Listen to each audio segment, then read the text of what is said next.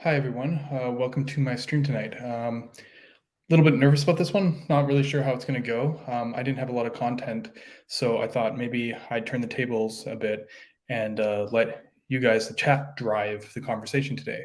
So we're going to do a bit of a AMA, Ask Me Anything. So it's important, obviously, if you're around in the chat to participate. It'll help a lot. I have been gathering some questions off our solid Discord, so I do have some content to go off anyways, but oh, good. Yeah. Hi, everyone. Glad to see you here. But as you know, before I get into that, I am going to do a This Week in JavaScript like I normally do. And for This Week in JavaScript,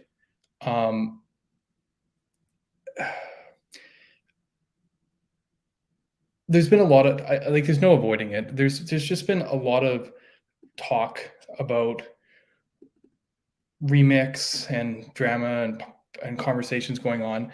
And while people are kind of filling into the stream here, I just want to play something for you because I think it's important before I go any further on the stream and get into that, just to put the whole thing in perspective for everyone. And then I'm hoping the rest of everything will kind of come to play. We're gonna play video for 3 minutes here, just while we're waiting for people to join the stream. And I hope you can appreciate what this is. I want everyone to know how much I like Remix, and yeah, let's just watch the video. It is actually in the browser is actually just a optimization. It just makes it faster. Sorry, I didn't start that at the beginning. Give me 2 seconds. I screwed that up. 1 sec. Let me just get to the correct timestamp. This little clip that I'm going to show you is from 2015, and I just check this out. So this comes pre-rendered from the server, and then as I click around, it's using React Router to then just go and fetch the data as I move around. So that's pretty cool. Because now you get like this immediate render of the data before JavaScript even downloads. Like, this thing is here and ready. And if the JavaScript is huge and you click a link, it doesn't matter. So I've got JavaScript turned off over here in Safari, and you see I click and I get a full page reload. So I don't even need JavaScript for this thing to happen. At this point, running it is actually in the browser is actually just a optimization. It just makes it faster. Now there's some things that we sometimes think about with server rendering where it's like fast boot, or it's a quick pre-render. We call it pre-rendering a lot. I don't know, like, it's a whole app that runs on the server. This is not just a pre-render. And the big question around that is like, okay, well, actions, right? What do actions mean without JavaScript?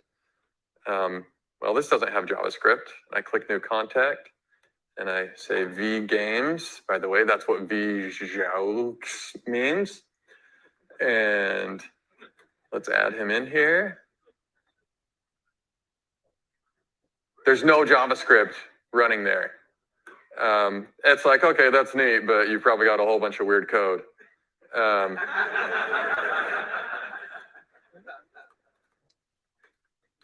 Should have pulled this open earlier, but they took my computer from me.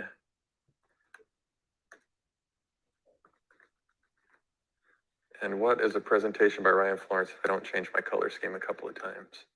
Ooh, yeah. So new contact. You guys probably don't like that. That's better. So here we've got new contact. When the form submits on the client, we'll do handle this, handle submit. We grab the values, and then we transition to create contact. And then over here at create contact, we'll transition to, we take the parameters, we make a post to our data API, and then we redirect to that contact. Well, what about when we aren't in this browser or we don't have JavaScript? Well, our form has a plain old action. And this thing it doesn't care if it's on the server or the client. So if every interaction in your app is represented by a URL, just like in the 90s, you now have a server app that will render in the client. Thank you. That's it.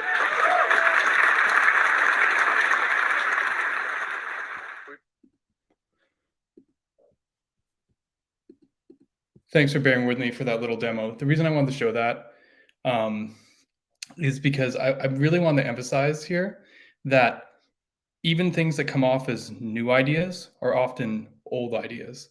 And that was Ryan Florence basically giving his remix demo in 2015. So, putting everything in stride. In a lot of ways, remix is a realization of a dream that he's had for 7 years, maybe longer. And I think it's important to kind of recognize what it is and what it isn't, right? It is a React framework. Everything you could do in Remix, you could do before. They've just made things better and they've made things streamlined. But essentially, in a lot of ways, it's the same old story again. And I as you're going to see, as we can talk about this week in JavaScript, which I want to get into now. Let's go this week in JavaScript. I think it's important for us to kind of realize and set the right expectations up front about a lot of things, because otherwise we get pulled into the hype cycles, and we don't fear missing out on like this is the one way or this is the one way. And what ends up happening is we fail to see that there's a lot of other things going on that are just as incredible or amazing, right? And when we live in our bubbles like that, sometimes some really less than friendly interaction happens. So in a lot of ways, Remix, for example, is just a React framework. You could do everything with React before Remix. You could do the exact same thing, not a big deal. But they've streamlined it and made it easier. So I'm a big fan because I think these are really good patterns. And I started web dev before React, as many of you know. But that being said, there's been a lot of talk and chatter going around. And for me, this week in JavaScript has been a lot about clarifying a lot of misunderstandings. And I wanted to kind of talk a bit about that. Let me get my window the right size here, because realistically, as many of you know, I'm a big proponent of partial hydration and all the technology around that. And I think it's important for people to kind of recognize that there are different techniques going on.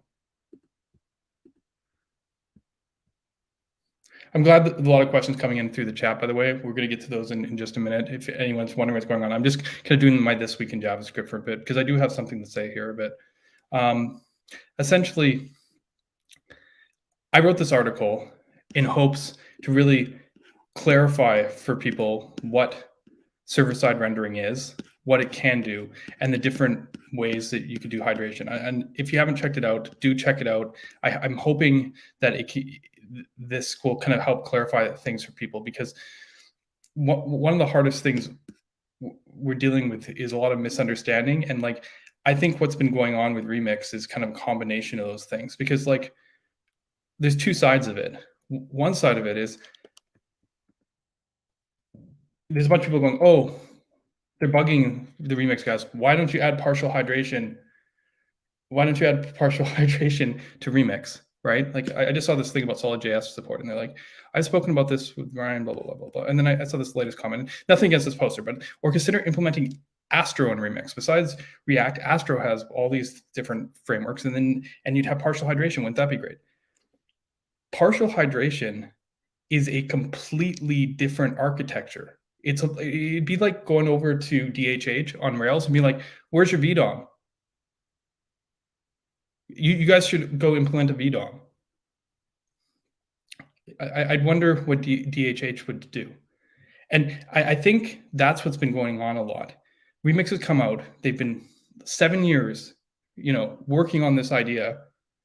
And more or less, people are like, well, yeah, this is good, but this is better, And they're like, no, I mean, we believe in this. We've been working on this. This is our dream. The truth of the matter is, at the same time that Ryan Florence had done that demo, eBay, for example, was already doing partial hydration and stuff. So people there was a bit of a conversation that went on Twitter this past week where Ryan was like, well, show me a good hydration demo. I've only seen theoretical stuff. And it's a fair point. And the part of the reason for that is because demos and benchmarks suck. Like, they are just bad, right? And the problem is that the types of sites that have built large technology on partial hydration are the biggest websites you see in the world. And they all tend to suffer from the same problem. Tons and tons of third-party scripts. This is why everyone should be excited about PartyTown from the Builder.io guys, because it seeks to solve this problem. But essentially, if I go to ebay.com right now, let's just load it all up. It actually renders pretty fast and hydrates pretty fast. But when we open this network tab, we're going to see like megabytes of megabyte. Like, look, it's still rolling. Like, and the truth of the matter is, Marco is the core of this site, but Marco is not responsible for like any of this. You like go back up to the top and you'll see like one JavaScript file that's like maybe 80 kilobytes or something somewhere up here. I guess it's gone up maybe. Where is it? I'm not sure if I'm going to be able to find it right off here, but you're going to find like the one JavaScript file, and that's Marco, and everything else is these other scripts. Marco doesn't really do code splitting that much. There's like 3 sections of the page, I think, that independently load Marco. But essentially, this isn't a good example for someone coming in. So they're like, how do I do partial hydration? And the thing is, I was already not going to answer this question because like,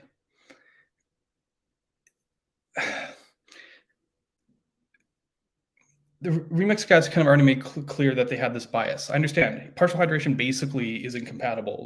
Like you could do it, but it'd be like adding a different architecture. So like, someone asked a week, how can I just add a sprinkling of JavaScript? And Kent mentioned Remix, and then Fred from Astro was like, well, I don't think that's what they mean by sprinkle of JavaScript, right? Not turning the script tags on literally, but like, because with Remix, you can either remove the script tags or add the script tags. I talk about in my article static routing, but at a certain point, Ken said, well, the burden of proof is on you. Prove that partial hydration provides better UX. And Fred at that point goes, I'm not sure if you're trolling. You're asking for evidence that removing 90% of the JavaScript doesn't improve the page load or like the page UX. And yeah, here we go, Theo. A little promotion of your Next.js site. Like you could tell already that there's a disposition, and there's been a bunch of these conversations the last couple of weeks. I'm not the only one. I feel unfortunate that I've kind of aided to this thing, and rather than like deflate it, I've been trying to turn it, but sometimes emotions get hot. So when this came up, I was just like, whatever. Like, there's coming up with good examples, or like either come up with examples that show off the technology but aren't realistic, like that's what benchmarks are, or you come up with like a site that someone made and it's never optimal. You never get it both ways. Like, benchmarks can always be slighted to work a certain way, right? And basically in the responses here, at some point someone's like, oh, what about Marco? And they show this Hacker News demo, and Ryan puts this up, and he shows how the Marco app compared to his Remix app, which uses a different API and different everything, and it loads slower. And this ticked me off because this has nothing to do with partial hydration. Like in a simple case, like in a site like this, partial hydration isn't about first paint. It's about hydration time. It's about the difference between when you see the page and when it's interactive. So like, he should, like, this doesn't show anything, and it basically, what's the point? Trying to show, like, there's no way that a demo like this could actually show or show the benefits of partial hydration.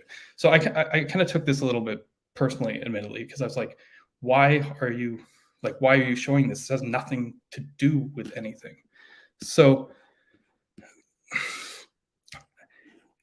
basically, I pulled up all 3 Hacker News demos like we did previously on the stream, and I benchmarked them again. I mean, you've all seen these numbers. This is solid, 0.8, 0.8, 1.1, so that you can see the hydration cost. It's real, 300 milliseconds roughly, but streaming gets the content in there fast. I showed Marco, look, 0.8, 0.8, 0.8, basically no hydration cost. And then I showed Remix, which obviously is the slowest of the bunch. I mean, this isn't surprising. It's simple math. Bigger JavaScript, more to run. Like it's obvious. You don't have to do much to figure out why this would be. And the thing is, if Remix removes the script tags on a page like the Hacker News homepage, which has no interactivity, then they'd get scores similar to Marco.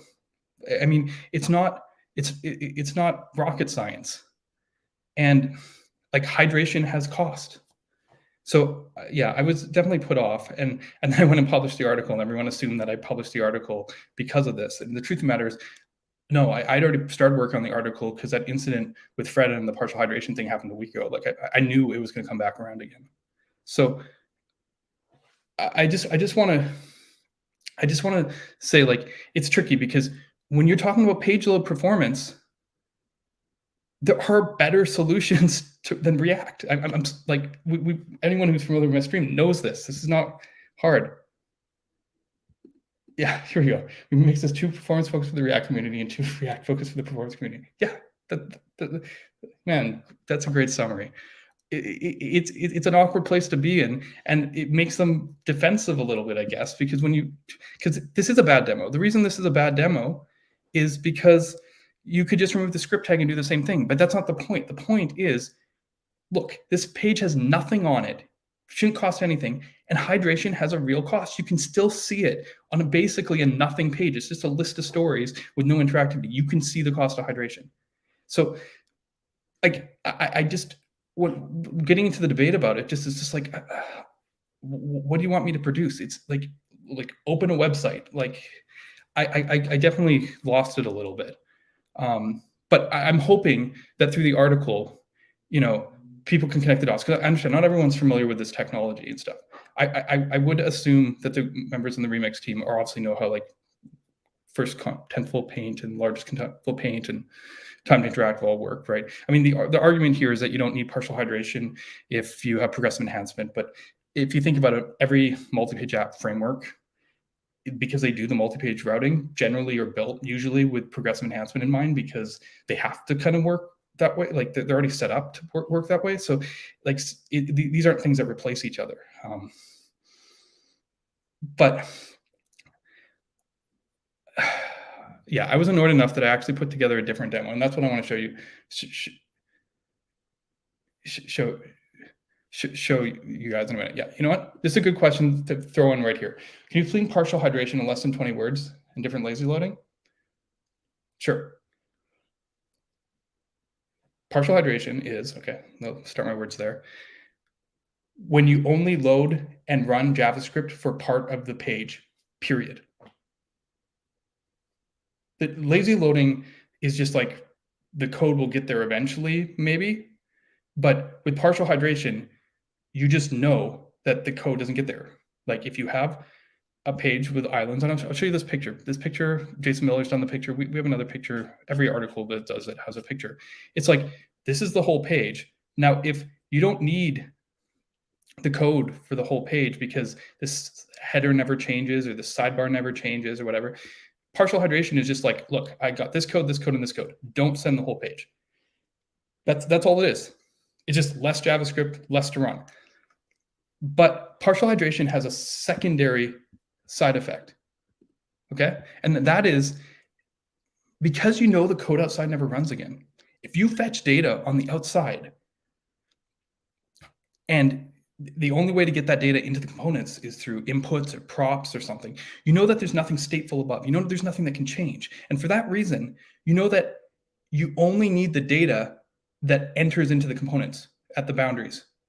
And for that reason, even if you fetch so much data to render your whole page, you know you don't have to send it all to the browser. Was that your image originally? Not this one. Jason Miller had a different one. But like the thing here is what I'm trying to get at is like, this is built for multi-page apps. There are techniques for figuring out other ways, but essentially the reason we can do this is because we know that when you navigate, you're going to go to a completely new, different page. So you know that this will never re-render. And that's the whole reason why that this is like an incompatible mindset with single page apps or Remix. When people come and bug them, like they're like, oh yeah, we'll look into it, you know, because they don't want to not be included. Evan from Vue is a little bit like this too, and he added an MPA mode. But it's like, it's okay. Different architectures, different trade-offs. It's okay not to have partial hydration. Solid does not have partial hydration. But as I said, you guys wanted to see, everyone wanted to see a demo, right? They want to see how partial hydration is super powerful. So like, it didn't take me long. I was like, wait a second. You know this Hacker News demo that we keep on looking at?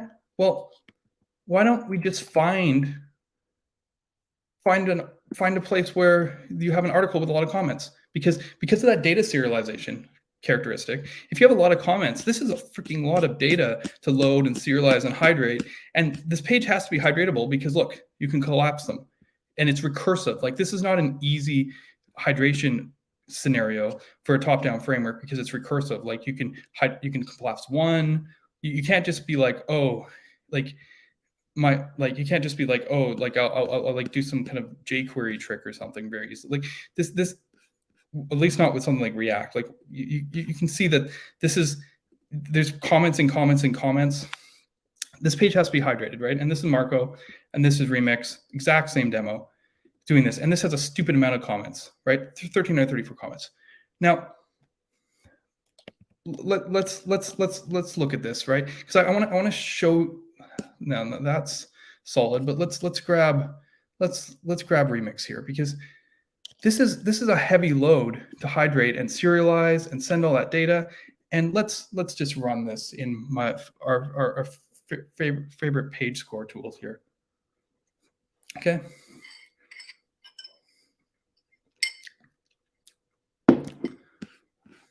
$57. That's actually pretty good, right?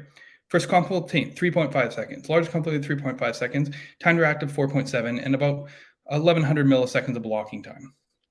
Okay, this is a big, heavy page. Okay, that's actually one of the better runs that I've ever had there. So props to that. Usually it gets about 54. Let's run Marco. Now, Marco's not going to be great either. On the fly, it's a heavy page, but let's see the difference. Okay, yeah, let's run it one more time. I've seen much better numbers than that, but you know, there's a little bit of variety here. Let's see if this one is in the right. Yeah, okay, this is good enough. 2.7 seconds, 2.7 seconds, 3.2 seconds. 5. It's literally twice as fast, and you're like for the same page, twice, double the speed. Why is that? Well, I'm glad you asked. Let's open a network tab. Now we're going to be in a bit faster network, but let's see how this page loads. Let's hit the performance score. All right, there we go. Let's look at our timeline here. Remix. Let's go. Loads the page. Server renders the whole page. Does the page. Server render. Server render. Server rendered. Gets there. You know, it finishes loading. What, about 1,300 milliseconds? Starts loading in the JavaScript chunks. Does all this stuff, and then we get to paint it all, and it happens around 1.5 seconds.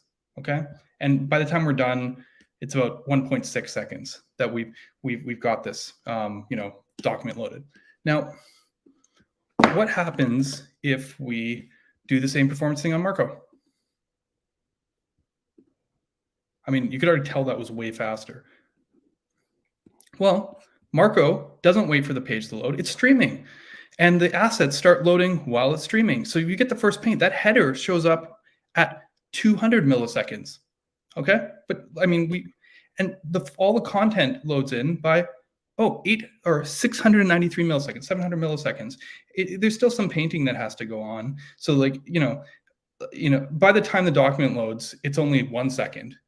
But the largest comp-fold paint has already occurred by 693 seconds. And as I said, there's some hydration work. You can see the hydration stack here. Marco takes how long to hydrate this little blob? 40 milliseconds. I've seen it as low as 20. And to be fair, I don't even know if in this example that I don't even know if hydration is taking as big of a thing as 60. So yeah, it's taking. Marco only saved hydration by 50% in this, but the data serialization savings and the streaming and stuff basically doubled the performance from Remix on this page. And if you want to understand, you only have to look as far as this, like the data blob of this stuff. Honestly, yeah, this is getting truncated. They can't show it all, right? Where on the Marco side, there is some blob, but that's it. That's most of the thing, because these are all the top level islands. Every single comment node has an ID and has to be shipped in. But I mean, you can see right here on the network tab, the Marco page for the document is 200 kilobytes, and the Remix page is like almost 400 kilobytes. So, I mean, this is a terrible example. This is a bad example. Why am I loading 1,300 comments on the page? Why am I doing this? But the benefits of partial hydration and streaming are obvious.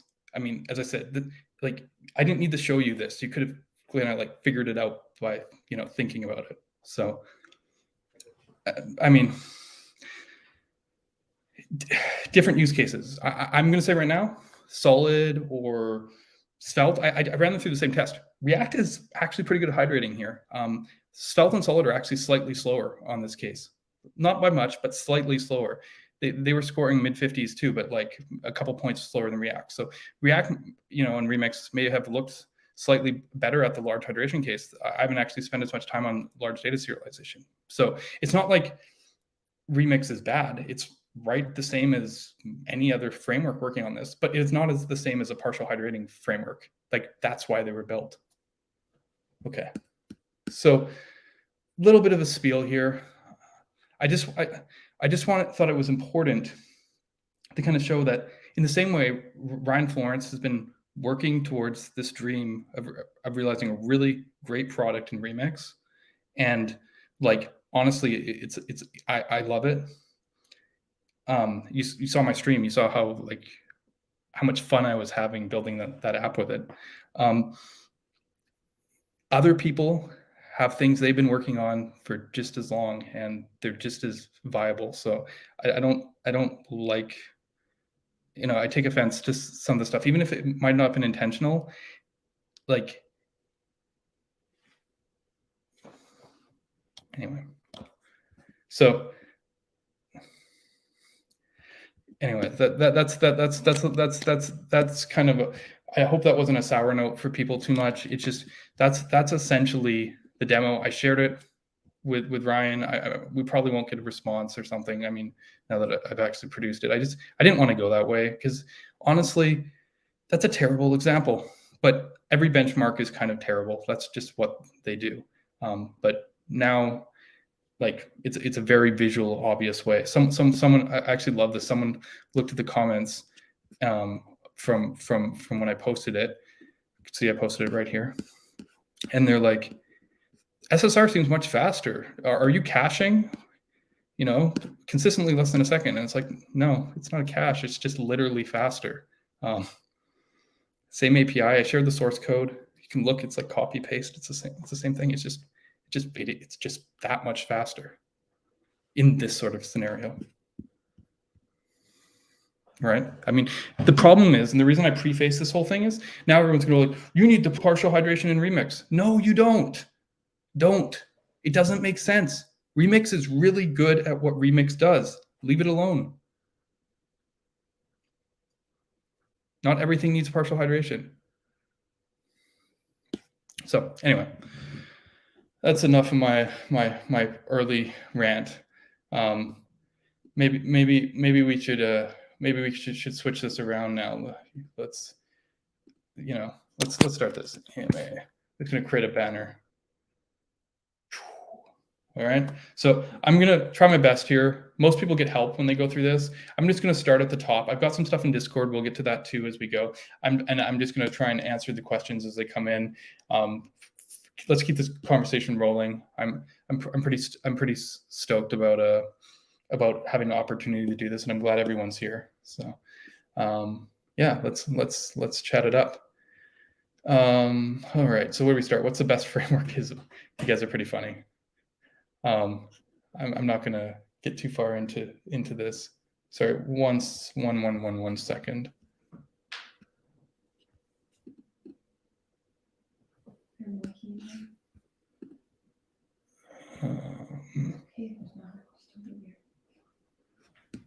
No, I don't think it's in here. All right. Okay. Thank you, everyone. I know I wasn't on mute. I don't know how to do that here on this, but let's keep going. Okay. So yeah, no, it's best framework and why is it React? How do we use these frameworks on mobile? There's two different answers or questions to that, but there's mobile web, obviously, which you can just use the frameworks the way they are. Using them with native clients is a little bit trickier. Only a few of them have made universal renders that have that ability. Obviously, Marco has not. Solid has the capability, but has not. There's an official one. I think some people were playing with native script. Remix obviously is a web framework, so you can use it for mobile web. Okay, so let's start here. Have you checked out Hotwire, Turbo, Stimulus before and thoughts? Yeah, I have. And actually, in the article that I wrote before this one, I talk about Hotwire and Stimulus a bit here. It's called the return to server-side routing. Because I talk about MPAs and the whole islands thing, but this thing, I didn't know what to call it, but turbo links, HTML frames. My general take is, of the three approaches people are taking to get this kind of full page reload MPA style mentality, each of them has an advantage. Pure MPAs like Marco is today or Astro are the fastest at page loading because they have no overhead. You don't need orchestration. I mean, you can lazy load stuff if you want, but they essentially, especially you add stuff like streaming like Marco has, they essentially like have no cost on hydration. They just run. You saw a great benefit of that just now. Turbo links, however, when you're doing navigation, it's quicker to just replace part of the HTML per se than go back for the whole server page. You can also do some cool pre-render tricks and stuff with that if you want. So generally speaking, I think Hotwire has its place, but it's also not the ideal solution. I think it's a good early middle ground. You're going to see these MPA frameworks like Astro and Isle. They're going to pick up stuff like Hotwire. It's just logical because that way they get to preserve the advantage of their partial hydration. Because when you load the new page in on Hotwire, it's still HTML, so you can still know that the static stuff won't re-render again. You can still send the least amount of JavaScript. But the truth of the matter is, once you're in the browser, once you have the JavaScript, client-side rendering's faster. This is a fact. So how can we find the trade-offs? And stuff like React server components really interesting like that. I think there's other solutions that are kind of in that vein. I think Hotwire kind of works well for that like big transition move, but where we will really want to get to is granular, partially applied updates in the browser client side, driven, maybe driven by single server interactions. Because the benefit of stuff like server components is that no matter what the action is, it's one request to the server and one back. There's no waterfalls, there's no chaining. And while you can avoid waterfalls with a lot of smart APIs and do parallelized requests like we do with nested routing with Remix and Solid, it's if you do a mutation, usually you post to something and then you go, oh, it succeeded, and then you refetch the data, and it's like you still waterfall a little bit. you need different techniques to kind of get it all in on the same request. And this model fits that a lot better, the whole MPA server components model. But I think the future involves actually maybe server-side routing, but with client-side rendering of it. I know, weird. And maybe when you go to large new sections, you send in chunks of HTML like turbolinks, but the whole high level, like replace the page with turbolinks, because what turbolinks does is it loads the whole document and then just like replaces the body with the body. That's clunky. You lose state, like DOM state. If you had a form or a video, you like lose that.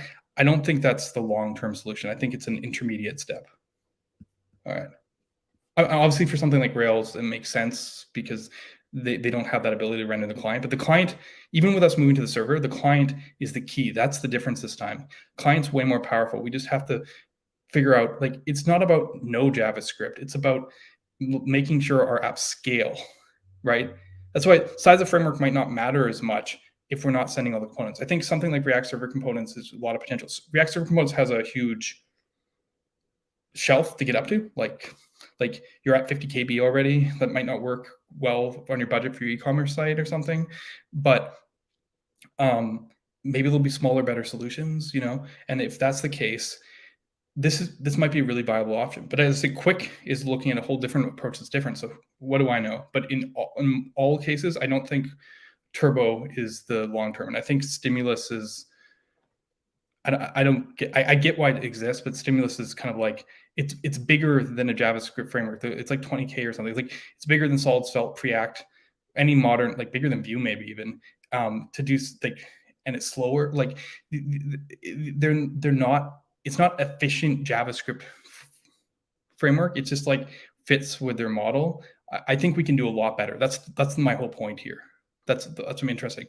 Not having like a weird JavaScript layer on top of your Rails app. We can just make it feel like just write a React app, write a Marco app, and then just have it be performant and be nice. That's the goal. I mean, maybe that's impossible. Maybe it's too complicated. Maybe there's too many trade-offs.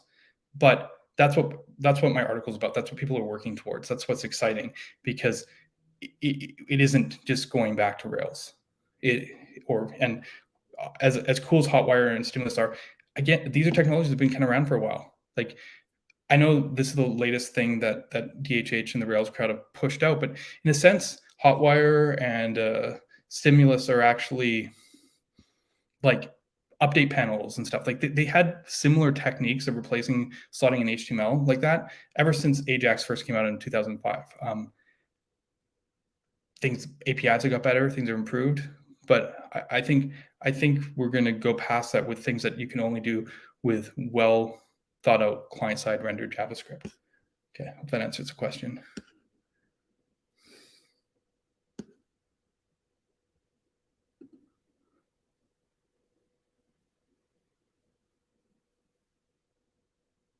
Yeah, the joke. Yeah. 2015 in that video. Okay, let's keep on going. All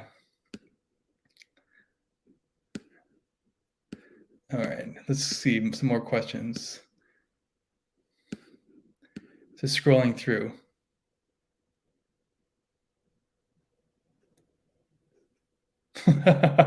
What's your least favorite array function?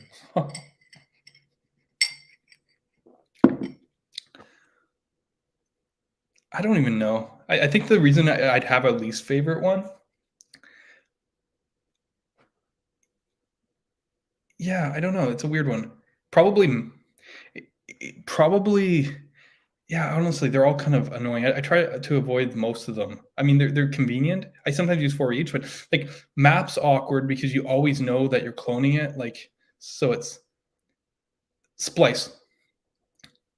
Yeah, it's got to be splice, because splice does some really important stuff you need to remove things, but it's built in such a way that it's always inefficient. Like splice, like returns it does slice the thing out of the array, but I think it returns a new array too. I gotta get my specifics on it, but I wish there was a more efficient way to remove an item from a list. I think, yeah, I think we're gonna go with splice.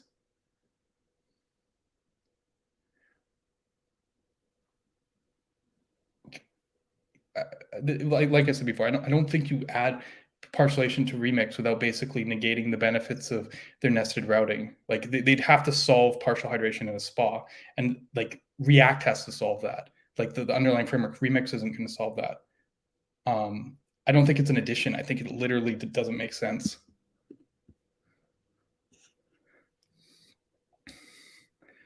Yeah, there's some good reduce is definitely on the list, but because you can do most things before. Reduce is kind of convenient. I sometimes like reduce.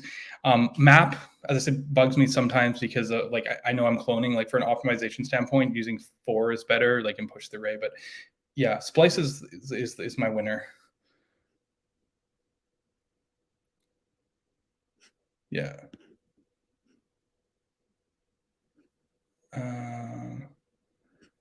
Reduce is the best. Yeah, okay. I can see the sarcasm. Okay.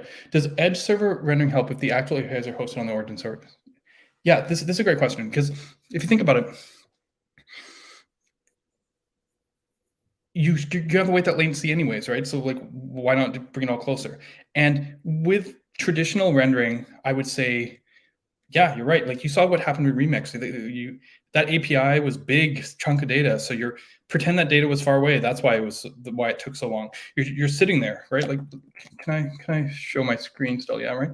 Like let's look at the performance timeline again here, right? Pretend this is this took so long, not because it's huge, but because it is far away.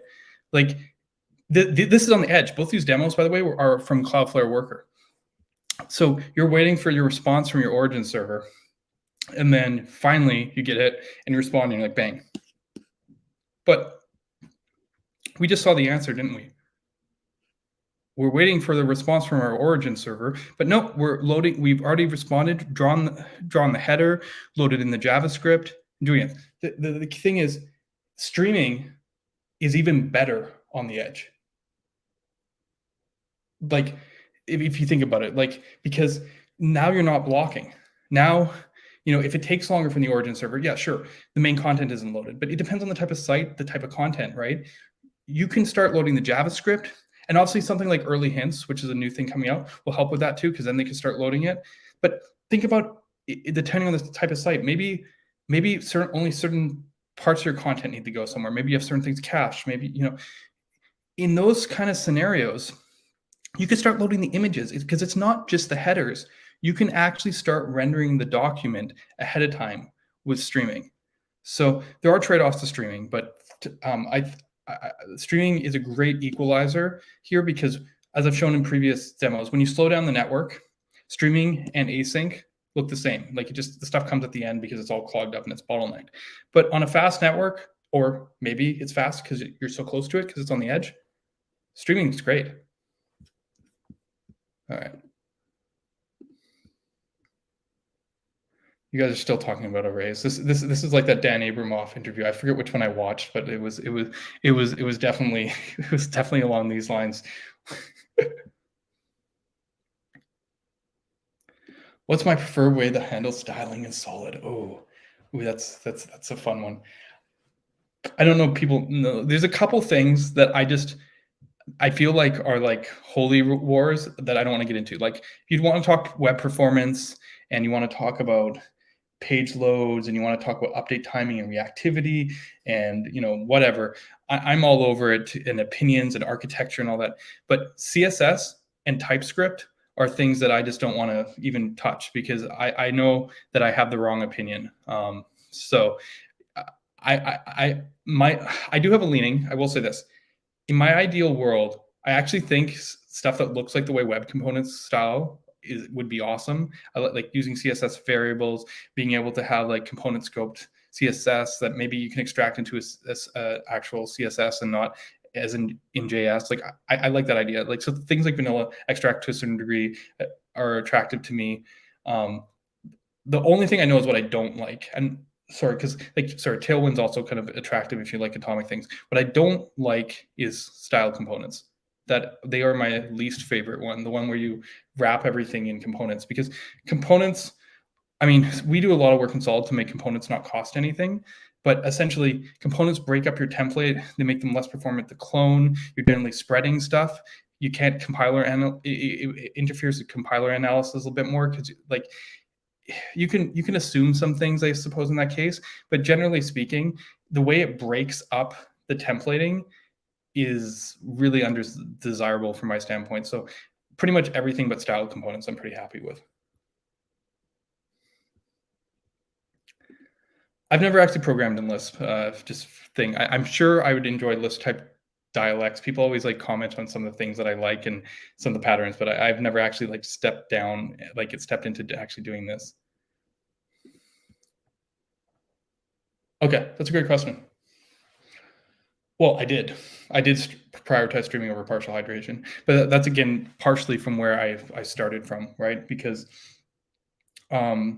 I built Solid not thinking about server rendering at all, and I feel like most frameworks are built that way. Like with Solid, you can see very pinpoint. It's like, how do you build it started from like, I have to put it, I liked reactivity. So it's not purely that, but I'm like, how do you take reactivity, this granular kind of composable patterns, Hooks has now popularized it for non-reactive libraries, but in the past, only reactive libraries had those kind of patterns. How do you take that and make it super, super performant in the browser? That's what my goal was. So hydration in general, I was just like, no, client-side rendering is fast enough. And to be fair, it's easy to kind of play that game. If you saw in my previous stream, I had the client-side rendering version of this Hacker News app outscoring on Lighthouse the React app because it was close enough to me, I guess. And yeah, I was for the longest time saying client only. The truth matters, there's benefits of server-side rendering. But if I was to come at it today, that's an interesting question because obviously streaming, in my opinion, is like one of the best things that any kind of classic single page app can do. It's just gravy. It basically removes a bottleneck and doesn't require you to change your architecture that much as long as you already have some kind of consciousness on how to do asynchronous flow. And in the case of like React type frameworks, suspense, people think that's about loading spinners, but like suspense is just a way of doing async fragments. So building that in is still congruent with your model. You don't even necessarily need crazy concurrent rendering or anything. But today, I don't know. I think partial hydration is really interesting. But I also know the work that goes into it. I work on Marco team. Marco has, in a sense, probably the most advanced solution for partial hydration. And the stuff we're working on the next version is crazy. It's like subcomponent and it's compiler analyzed. I think if I was coming up right now, I would try and just thread the needle. I'd try and just go straight to the end game. I'd just be like, I want to know what partial hydration in a SPA is. That would be the problem I'd be solving. And to be fair, that might be something that I'd be looking at even in Solid in the nearish future. But we have other priorities right now. In the same way Marco has other priorities. Marco is going to make the best MPA. That's what eBay needs, and that's the best way to leverage Marco today. So we're going to optimize partial hydration to a point that no one's seen that kind of optimization before. With Solid, we're working on Solid Start and Meta Framework, and we're going to make sure people can get in there, make it easy to use, and kind of get that there. But Solid 2.0, that might be what we're looking at.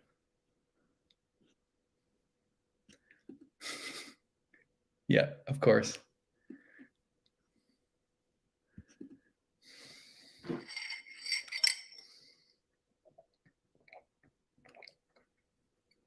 Yeah, that sounds like a good solution to me. I'm just going to agree with you. Oh man. Well, see, I could go. Can I get into Bitbucket and pull it up? Because I don't know. We can do something really easy here. So I'm gonna switch windows a little bit. But any of you guys could do this. I don't know if you ever do this on GitHub, but this isn't the very beginning though. I could get some old commits.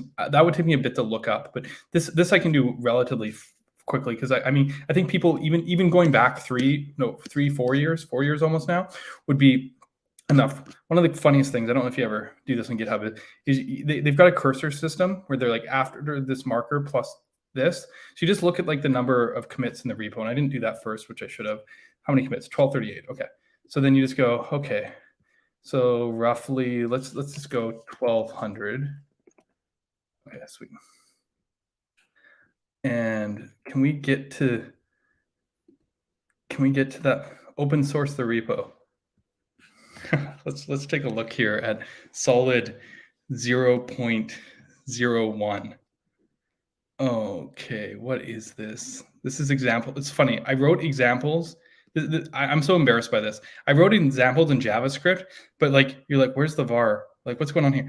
I hadn't written JavaScript for so long. This is like the worst JavaScript you've ever seen, because I was a CoffeeScript user and I wrote solid in CoffeeScript, but I wrote the examples in JavaScript because I knew no one used CoffeeScript.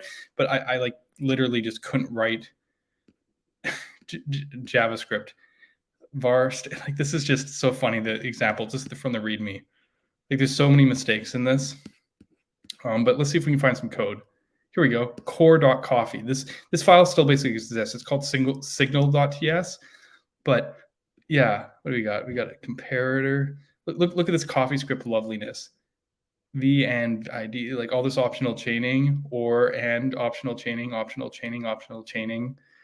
Yeah, this operator here at the end without the dot is basically the same as the null coalescing operator with the double question marks.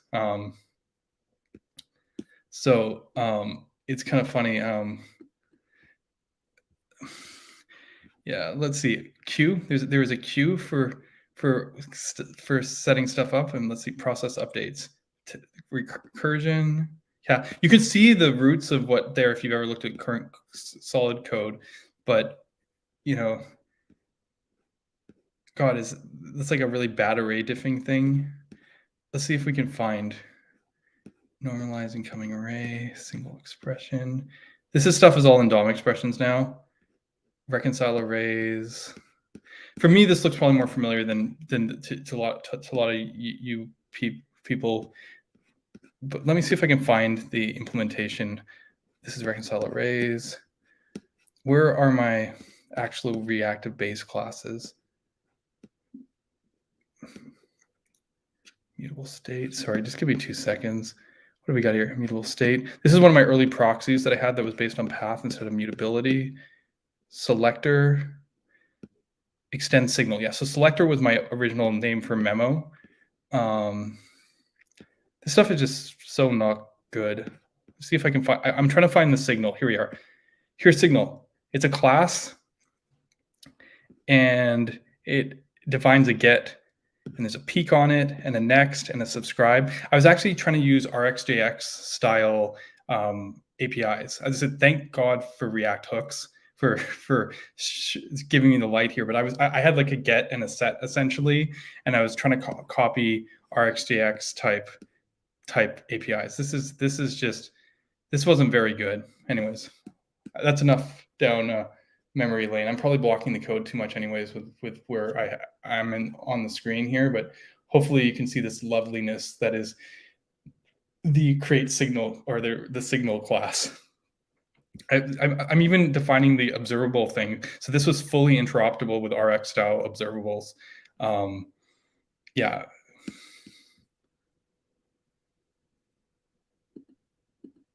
Thoughts on MobX? Would you find React to use? Yeah, I mean, MobX is great. I mean, MobX is a big influence. They were one of the ones who finally solved the predictability problem.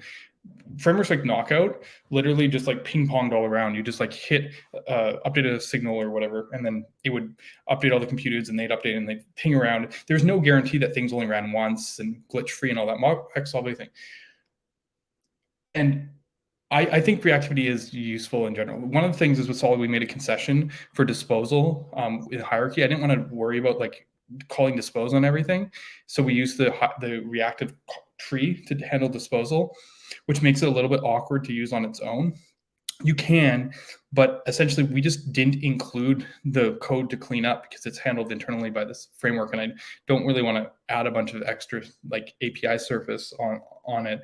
So it's a bit different, but like the underlying render for Solid, I mean, is called DOM expressions. It's a different library. My first stream I ever did 20 streams ago or whatever, basically went into this library. But the thing is, DOM expressions supports any renderer. And MobX CSX was one of my first experiments, that and Knockout, of doing it. And it will look a lot like Solid. I did add support for things like classes, but essentially this is like something very similar to Solid's renderer, using MobX.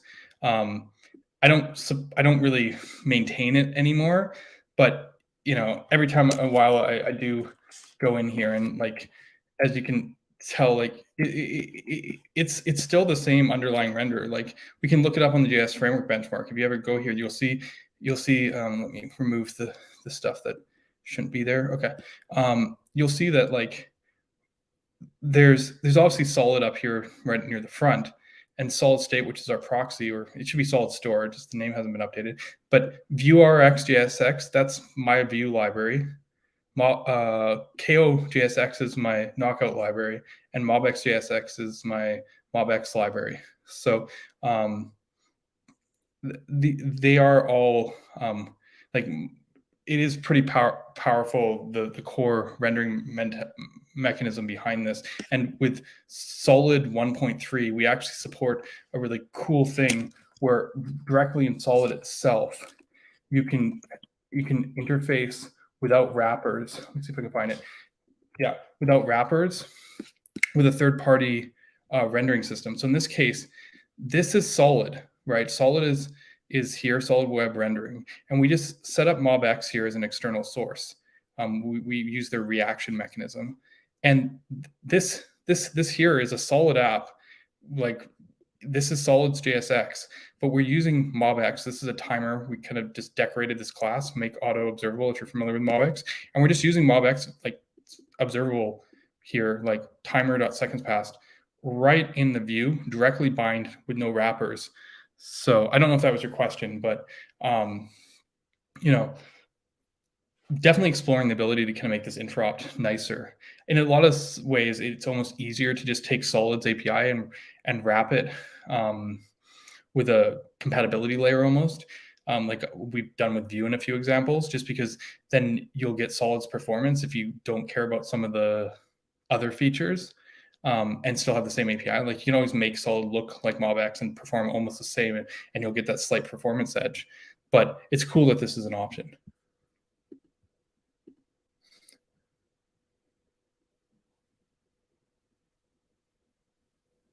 No, I mean, it's reactivity.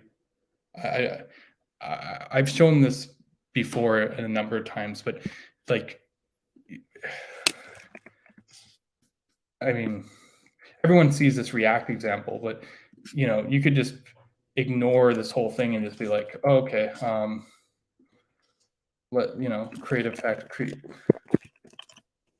This doesn't dispose, obviously, which is bad, but like, the components have nothing to do with anything. Components in Solid are an illusion; they're just functions. So, like, you can just be like, okay, create signal, I, and then you can be like, create effect, console log our signal, and then you can be like, set timeout. Let's set a timeout for something, I don't know. And change this to yo, make it a second, and let's blow up our thing a little bit so we can see it better. Okay, and watch. Hi, second later, yo. Like, the components are just not really a thing. What is a thing is the reactive context. We have this idea of root, which handles the disposal. So there is, like, technically, for disposal reasons, you want to build things under a root, and it helps the hierarchy. And let's face it, DOM trees are a hierarchy, so it works well. But generally speaking, there's no hook rules or anything like that. So you can just do that. You really want me to pull out that code from Bitbucket? You're right. I there were templates, like very Vue looking templates. I'm not. I don't think I'm going to be wasting everyone's time if I was pulling them out. Cool. Yeah, I haven't used Tailwind, honestly. I didn't build the site. I know the site's built with Tailwind, and so is the playground. But I've been just working on a lot of JavaScript mechanics. Okay, let's keep on going. Yeah, a lot of people talking about CSS. Good question. What about WASM? WASM is an interesting topic, and I've talked about it a bit recently because it's like one of those things. Like even some of the stuff with web workers like this, you come back around to it like every couple of years because you're like, I know there's something good here. It's gonna get there, right? And some people are about that like that about web components. I'm not, but some people are like that about that. Like one day they'll actually be good. But as for web components, I don't think that's the case. But for WASM, I think there's a lot of potential there, right? And the problem is there's just this wall they have to get through, and that wall is called JavaScript. And one day, WASM will probably be our secret weapon. The real question to ask is not like if or maybe even when directly. The question to ask is by the time that WASM becomes that thing, that ability to offload certain types of workflows, will we have gone to a point that TypeScript compiles to WASM, or will Rust have taken over the universe? That's the question I ask, because I think, or Go maybe, but I think WASM has size concerns. It doesn't really fit into like the whole website first page load thing that we were just focusing on at the beginning of, but it is incredibly powerful and fast to update. So when you think of things like that require, more sophisticated calculations, things that are, heavier, more app-like, it seems like it's a real potential. But right, as everyone knows right now, I mean, I can look at any given time, but essentially Solid's as fast as the fastest handcrafted WASM in benchmarks, right? Like, I forget where we're at right now. Where are we at? Okay, so WASM is slightly ahead at 1.05 and Solid's at 1.06. But like, if you put these numbers head to head, and maybe I should blow this up a little bit, we're talking like, okay, Solid's faster for initial render. They're tied on partial updates, select row. WASM is a little bit slower on creating many rows to slower this, but WASM's a little bit better on memory handling, which gives it the wind. But essentially, this is handcrafted vanilla JS. It's like writing vanilla JS, and Solid's a higher level declarative library. The first WASM declarative library you get to is probably something like Sycamore, which I get a little pride in because Sycamore is basically modeled after Solid, or its Dominator. Yeah, Sycamore is up here. But essentially, one day WASM frameworks will probably get there. But what I'm kind of interested in is this: the gap between WASM libraries and the raw vanilla version of WASM is larger than the gap between vanilla JS and the fastest higher level JS libraries.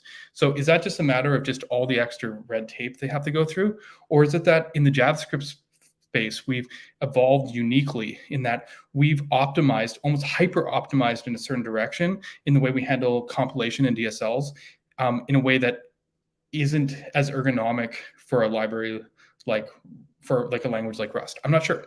But in JavaScript, we're building specialized languages for UI. It feels like we're almost like progressing in a like really advanced in a very like specific direction that you're not seeing as much on the back end traditional languages. So I don't know even if WASM pulls ahead of vanilla, like that won't be enough. It needs to get like significantly better if I'm interested in it from a performance standpoint. But there's going to be non-performance reasons to use WASM, obviously, just because maybe your C code now can run in the browser. And I think WASM is more interesting, maybe the opposite direction, like running WASM in a edge worker as like a efficient runtime, maybe something faster than Node.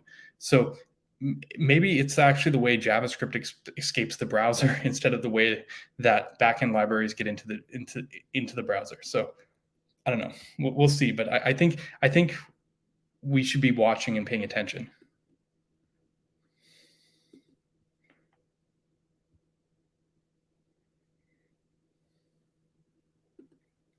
I'm curious to learn more about the whole transitional app idea. What does it mean exactly? I get you're supposed to get rid of get the best methods, but you hitting the nail on the head here with the question. Nobody actually knows. Not completely. We have ideas, but it's unproven. This is why I think it's a little bit premature. I think it's obvious that there's a desire to meet in the middle.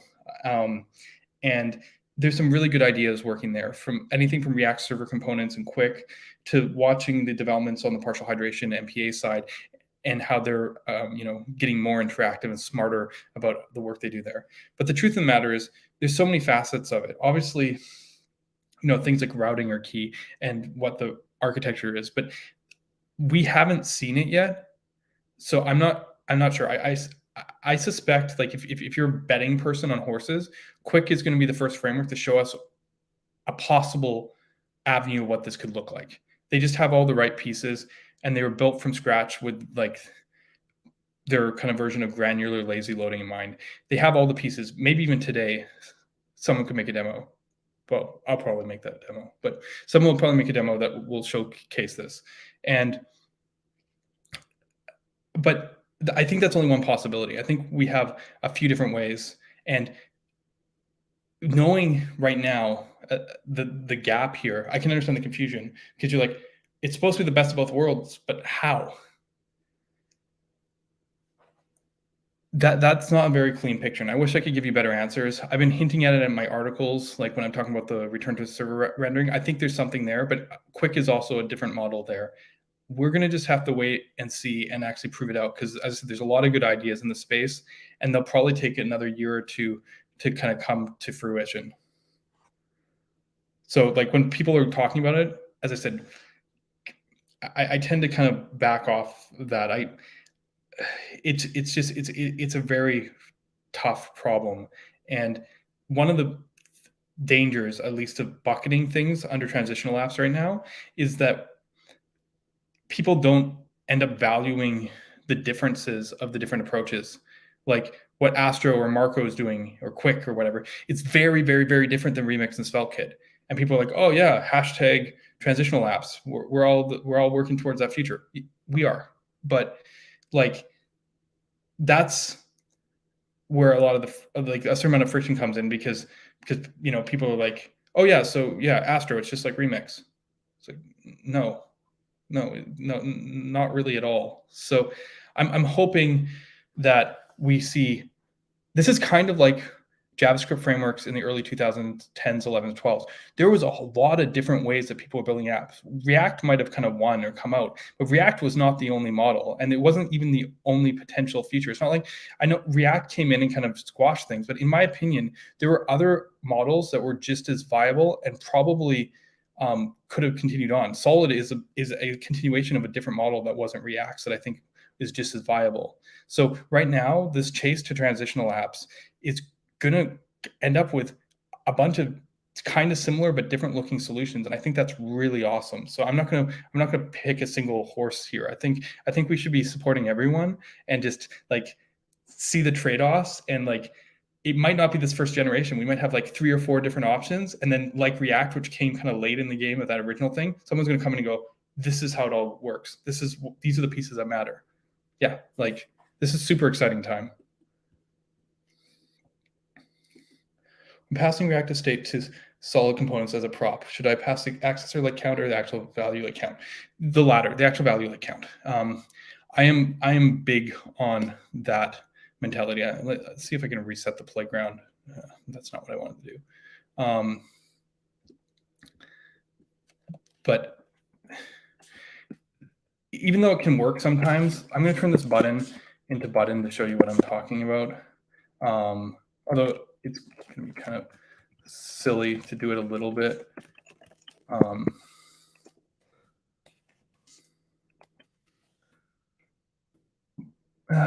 Isn't this even the best example? It doesn't really matter. I don't need a good example to show you what I'm talking about. The biggest reason that I suggest passing the accessor, even though sometimes it's not as technically performant, like there's an extra function wrapper involved, is that, and just for simplicity, Yeah, I mean, I can use children here. It doesn't really matter. I'm just going to console log this just for my sake. Console log children, right? So this is only going to console log that 0 1s or whatever. Let's set it to 1 just to prove that yeah, okay. What I get at is whether this is count. See, if I do this now, you're going to console log a function, right? If I do this, you console log 1. So inside here, you're like, okay, it's a value I'm dealing with because the call. Now, if I change this to 4, it's still 4. Like if I change this to something static, whether it's basically by calling the function on the outside, the person on the inside doesn't need to worry about what gets passed. They just know that they're dealing with a value, that accessing this children is the thing that's going to be reactive. So make sure to do it in the proper context. But and while in some theory you're like, well, if I knew it was a signal, then I'd know to wrap it or not, and you kind of get into that mind game. The simplicity here of not having to go like is function or is signal everywhere is well worth it. I've worked in frameworks that didn't have this kind of abstraction, and just like, so sometimes you pass signals, sometimes you didn't. And the code was always harder to reason about, and it caused a bunch of weird edge cases. Like writing custom bindings in Knockout was a perfect example of this. This very simple abstraction, which again leads to the destructuring, it's a trade-off and no destruction. But what it does is it makes the APIs uniform to the point that you publish a component, you follow these rules, you treat it like a value, and you know that no matter where your component's used, whether someone passes a static value, passes a signal, does whatever, it's just going to work. That's why we pass by value. All right.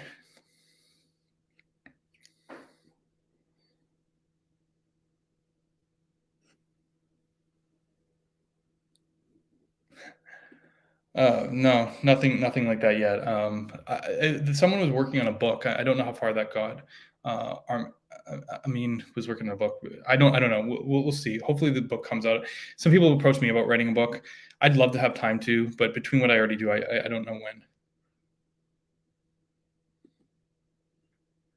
when. Wait, did we talk about vocals yet? No, not sure.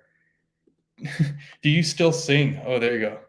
Did you get into other genres? Oh, that's interesting. I do still sing. Some of you know I played in a punk rock band for a very long time.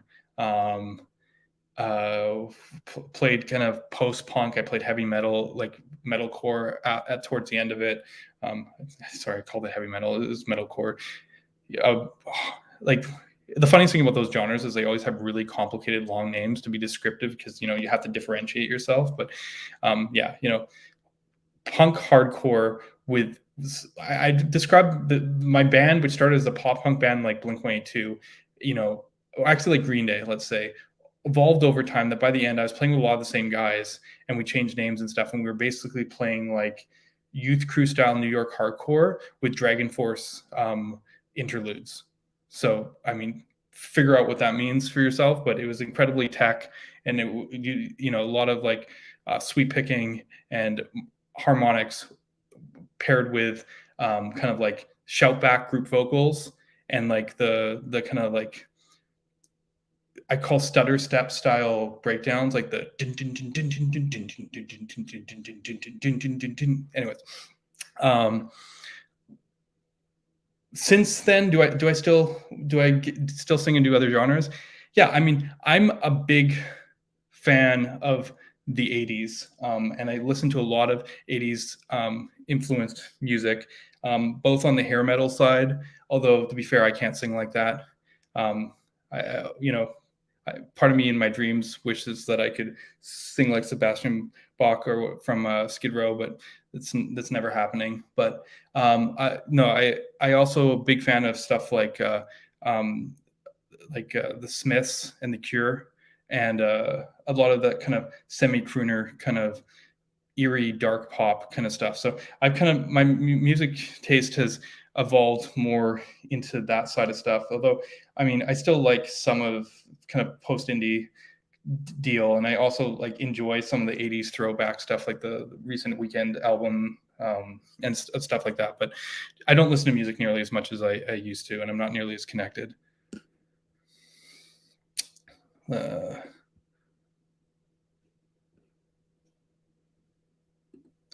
One thing that's fascinating is due to the rising complexity of front-end and competitive performance, it's become normal for front-end devs to operate node servers for SSR. Core servers were back into Tor. Yeah, it's interesting. I worked at a startup for how long, like eight-ish years, and we weren't Node. So maybe I wasn't the norm back then. And obviously because startup is smaller scale, but I think there is an interesting split there, because the whole front end on the back end has become a thing because of like GraphQL and whatnot. And I think back end still has its place. It's just where the line has moved back. You kind of have like back end services, databases, all that stuff, and then you have like the people responsible for like web servers and whatnot. And the cloud's going to push this even more. Basically, the domain of the actual web servers and like maybe APIs like GraphQL are kind of on the fence, which way they fall. But yeah, it's interesting. I guess it depends on what work you were doing. The funny thing is, if you go back like a little bit further, like when I got into the professional industry, like I got started on .NET, because we were doing isomorphic applications back then, right? .NET, you didn't write JavaScript, but your code, like you'd write C# code, and then like it would generate JavaScript code that ran in the browser and then interact with the backend. So you were doing this kind of full stack thing. And, with update panels and Ajax and stuff, like it was like a really bad version of what we're doing right now, or heading towards the SSR. Like, don't get me wrong, that's one of the reasons I kind of stayed away from meta frameworks like Next and SSR originally, was because I was like, oh man, are we going back to the .NET dark ages? Like for me, that was not a fun time. The complexity, the weird patterns, that kind of trying to hide what ran on the server and the client, to kind of like no one wanted to get their hands dirty with JavaScript at the time. But luckily for me, and where I found my passion, was when jQuery became a thing, when Knockout and Backbone and Angular became a thing. Suddenly there was an industry that wanted front-end devs for that kind of stuff. I was never a web designer. I was never the CSS guy. So maybe not front end in the typical case. So when I think about front end development, like going back to Node and handling, or the cloud workers and handling that side, is part of parcel. Like there was only that period of time between React really taking over till more recently, until maybe the last couple of years, we're kind of going back to the back end, that you could just be like a pure in the browser front end developer if you cared about the mechanic part. Like sure, there was front end developers who were more on the CSS and all that, that kind of side. But if you're doing like the actual like logic code and the heavy lifting, it's only all been in the browser for the last 7 or so years. So yeah, it's interesting. I guess it's a line that kind of shifts a bit. Yeah, I don't know if my thoughts make sense there. What kind of keyboard do you use? See, that's the thing. I got some questions in the Discord too about this, and I probably should talk about it because people are interested about my setup. And obviously, I'm not in front of my setup right now. Most people see me stream. I always stream from the same location, except for when I do these evening streams. That's because I'm trying to get away from where my children sleep, and they sleep over where my office is. So I'm like in the living room right now, or family room, whatever you call it. It's the opposite of the house. But I don't have a crazy setup. I just program everything on MacBook these days. It used to be a Windows computer that I used for the longest time, but essentially I don't have a fancy keyboard. I mean, I do have it on my desktop, but I like never sit at it. When I'm working on Solid, I am probably laying down on a couch or on a bed. That's the scenario here. I work on it very late at night, as everyone knows. So as long as I'm like, sometimes I have to escape away because I don't want to keep my wife up typing all night. But essentially, yeah, no special keyboard, no special mouse. no really special anything. Chair, desk. I'm sorry, it's just not interesting. I literally am just like laying on a couch with a MacBook. That's the truth.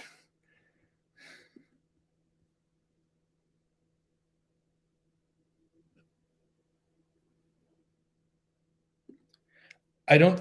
Yeah, about Sycamore. Yeah, I don't think this is Sycamore's fault or even Dominator. I think there must be some kind of gap there, and I wonder if the way that modern JavaScript frameworks optimize the templates from compiler, like pre-head work, actually plays into this. But I'm not sure.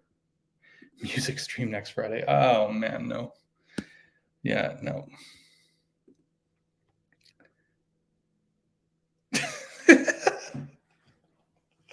Oh man, I should read the comments before I put them on, right?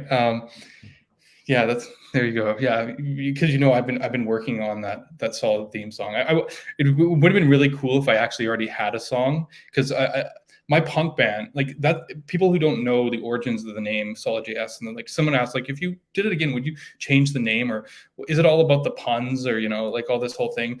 And I'm going to admit that what made me finally go with Solid was because of the puns completely, actually, because while there's the OOP concept, I mean, that wasn't it. It was more of this like that JavaScript is solid, or something like that. I just like the adjective through it, and I thought it was funny that you've seen stuff like most JS, or things like that, or I just thought it was kind of a funny name in a sense. People have taken more meaning from it, but like honestly, I was sitting there and I was like working with like a icon generator and like trying to like think of like a what do you call it, like a slogan or something. And I was like, okay, if I pick the right combination of things, it will seem like it makes sense to people. So when I finally made the choice to go with Solid, I was like, okay, Solid, an S symbol. I could use like a snake. I saw a snake in the logo generator, and that'd be like Solid Snake, like Metal Gear. People might get that reference. And I was just like, just kind of, and then I was like, I was like, what was it? The deceptively simple UI library. That was what I started with, because I thought it was kind of funny how Solid was simpler than it looked. Like the way that, I've shown in the past some streams, you can just deconstruct it into like just these simple primitives. So I thought, that would be kind of a clever thing, and it all kind of played together with the S and the alliteration and all this stuff. I have appreciation for rhyming alliteration from my, time of writing lyrics and doing a lot of like, as you guys know, I write articles, but I also write, I've written a lot of poetry, and I wrote all the band's songs and stuff. But actually the name Solid came from my band. My band was called Solid. Originally Mr. Solid from the Chocolate Easter Bunny, but I've been carrying around the name Solid for forever for that reason. Like, essentially like we were kind of a punk band, so it's very common punk bands that like the name of the band becomes your last name, like Joey Ramone. So I was Ryan Solid, which is my email address, and all that all predates the Solid library. I already had all I already had all this stuff. At one point I probably owned solid.com, which is unfortunate. Like, when I had the band, like back in 97 or something. So like, I was already kind of playing into that. So it was just one of those things, like all the pieces sort of fit nicely. Solid state is also a technology that is sometimes used in guitar amps. Like you have tube amplifiers, which sound better. Like I've got a Mesa Boogie dual rectifier, kind of sitting in the garage right now. But when people moved off the tubes into transistor amps, the technology, this is kind of pre-digital technology, is called solid state. And again, state being in a like a render library, I thought it would funny play on words again, solid state and stuff. So it just kind of all jived together for me. But yeah, I forget if I showed it before, but always good to kind of show this on stream occasionally. But there's the solid tattoo. It's an old English, but I got that with my guys. We were in Nanaimo waiting to play a gig. I'm from Vancouver, Canada, and we were just kind of sitting around killing time. I think we just come up from Esquimalt in Victoria, and we just, yeah, we were kind of like, that's a funny thing with touring. You drive a bunch, and then like you like get to the town, and maybe if you're early, you kind of like don't know anyone there, and you have kind of nothing to do, and you maybe, you know, haven't met up with a promoter, so you like just kind of explore these towns for like a couple hours, and like with like no context and no preparation. And we yeah, we were just like, we came across a tattoo parlor, and everyone's like, yeah, let's get tattoos. So um you know, that's that story. All right.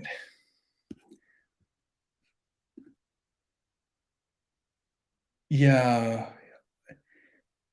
I mean, maybe not Blink 182, but I don't know if I should be sharing this, but like, I think my bass player put everything up. Let's see if we can find it. Garage Band, Mr. Solid. It's not my later stuff. I mean, I guess it was it, or no, what it was. What is it called? I've got it. It's North Van Rumblers Garage Band. God, no. That was kind of the joke. It was like our crew, North Van Rumblers. You know, we punk stuff. You got to have, yeah, Bandcamp. That's what it is. Yeah, this is like really young, but we did a reunion back in 2015, and we recorded this album of songs that I wrote in 2004. So, you know, if it's not Blink 182, but this is the end of the pop punk stuff. I have other recordings of my hardcore stuff and what I was describing, the metalcore meets Dragon Force, which is much more technical on the guitar. But if you want to hear the end of the pop punk stuff, there it is. All right. Let me see, where are we?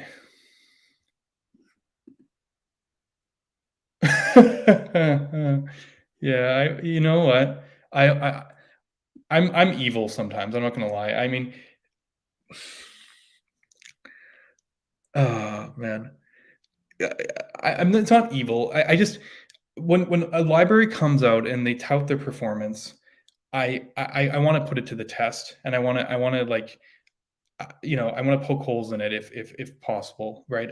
If someone's, you know, not taking that angle, it's like, okay, you know, not performance doesn't matter that much. But if you're gonna tout it like, you know, the way Blazer did, where they're like, you know, like like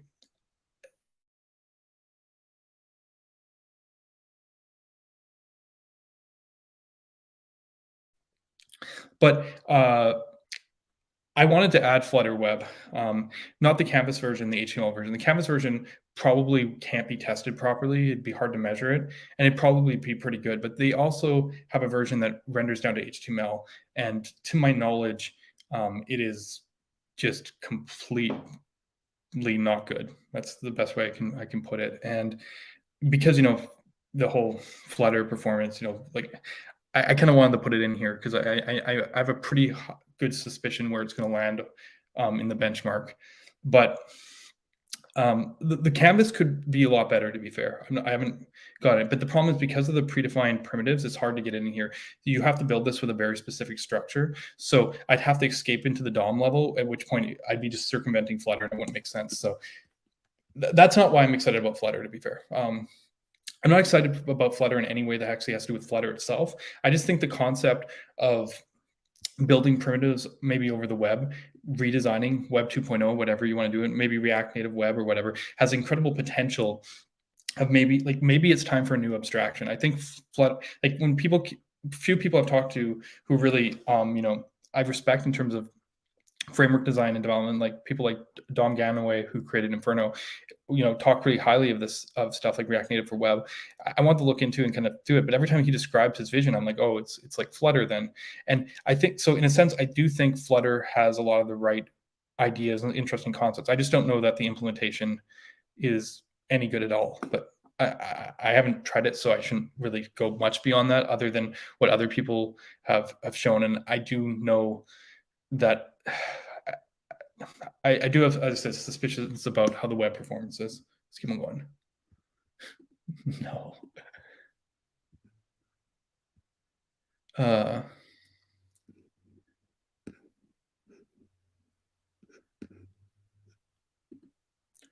Why some stuff like create store and dynamic is located under web, so and not absorbed from index? Okay, yeah, cool. This is an easy question for me to answer. The reason is that um, I wanted to separate some of the stuff that and this happened right before 1.0. Store was originally like state, which I thought was going to be like the primary primitive, and once it wasn't, I felt it was better to kind of separate it out. And I'm copying the same pattern Svelte does, and part of it does keep things more organized, but I still forget this stuff myself sometimes.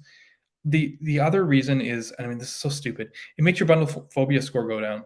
Like when people look at it, people keep on going, "Oh, it's solid, and it's only 6.4 kilobytes." It's like, no, solid's way smaller than that.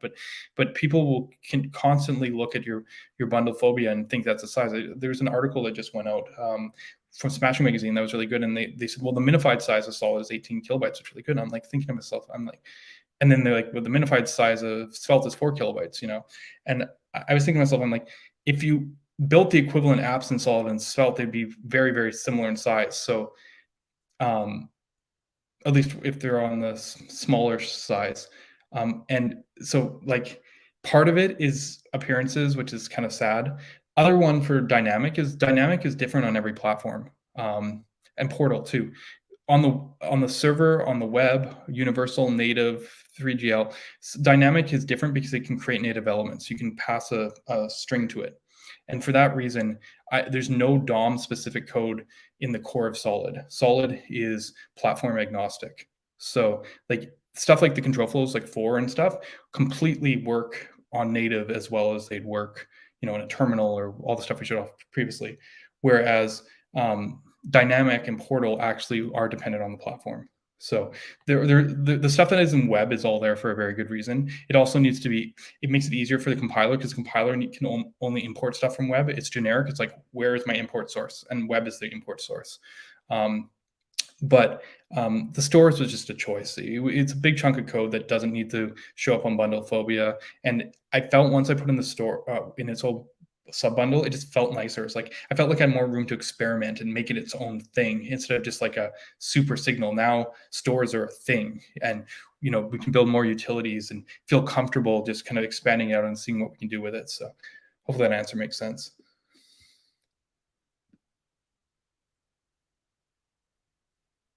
Yeah. That's true. Performance isn't everything. I, and it just, but I mean, a lot of times the libraries are on here to give an idea of where they sit on the spectrum, right? And I imagine if you're developing with Flutter, you're going to use the Canvas version. I mean, that's why. And I've seen in other benchmarks, Canvas is very fast. Canvas, like especially on update animation benchmarks like dbmon or whatever, Canvas is incredibly fast. So there is potential for Flutter to be good. I don't know if it is or not. Theo has definitely his own opinion and he's used it. So I'll defer to anyone who's actually used it. And Dave from the Solid Core team has used it too, and he's not bullish on it either. Say in the politest terms. So maybe there are some things. But yeah, if it's not DOM based, like if we can't convert it to HTML elements, this benchmark won't be able to measure it. And I think the version that does, we can't, like, it just doesn't make sense. Like we'd have to escape it to actually make it work.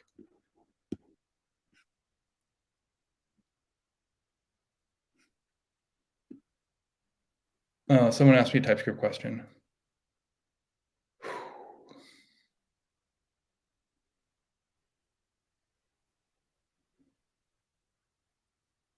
It depends on what the initial value is. If the initial value is given, it should be T or whatever. But if it's not given, I would think it's T or undefined. But honestly, people who worked on TypeScript know it way better than me. And every time I do something in TypeScript, I have 6 different people telling me how to do it better. So I'm just going to let those people do it, and I'm not going to worry about it.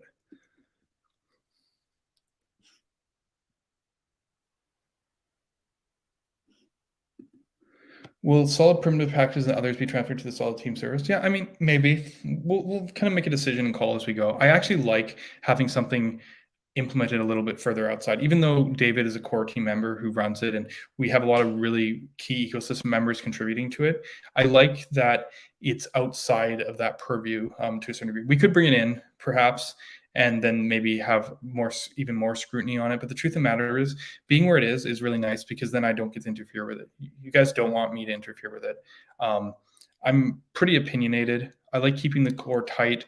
I like that solid primitives exist to do stuff that I would never do. So I think it's interesting. I like the ideas going, and maybe something will show up there that we're like, oh, that's a really good idea, something I thought of, and we'll kind of bring it in. But generally, I do like its independence in general. I'm in a bit of odds with some other perspectives. I love React's mentality. I love the ecosystem. I love everything about it. But I understand the difficulty of being something like Solid where you're new and people need to find the definitive answers to questions because there isn't that many solutions out there, and early fracturing would be absolutely the worst in terms of adoption. So I can get behind it, but honestly, I love fractured ecosystems. I think they're the best. I think they breed innovation, and I would love if we had an ecosystem big enough to not collapse under the weight of fracturing, but we don't. So I think this is a really nice middle ground where we can kind of build stuff out, test ideas, have it semi-official and enough that people can point to it without pulling it into being like core where I'm vetting everything, because I don't want to do that. I have my opinions and I think they're important, but I don't want to step on people's toes. I want people to be able to do what they want. If people want to compile Svelte to Solid, go for it. Do I think that's great? No, I think that's terrible, but do it. That's what Solid lets you do. Yeah, TypeScript, don't know. Yep, no. Do I prefer Mac OS or Windows? That's a great question. Well,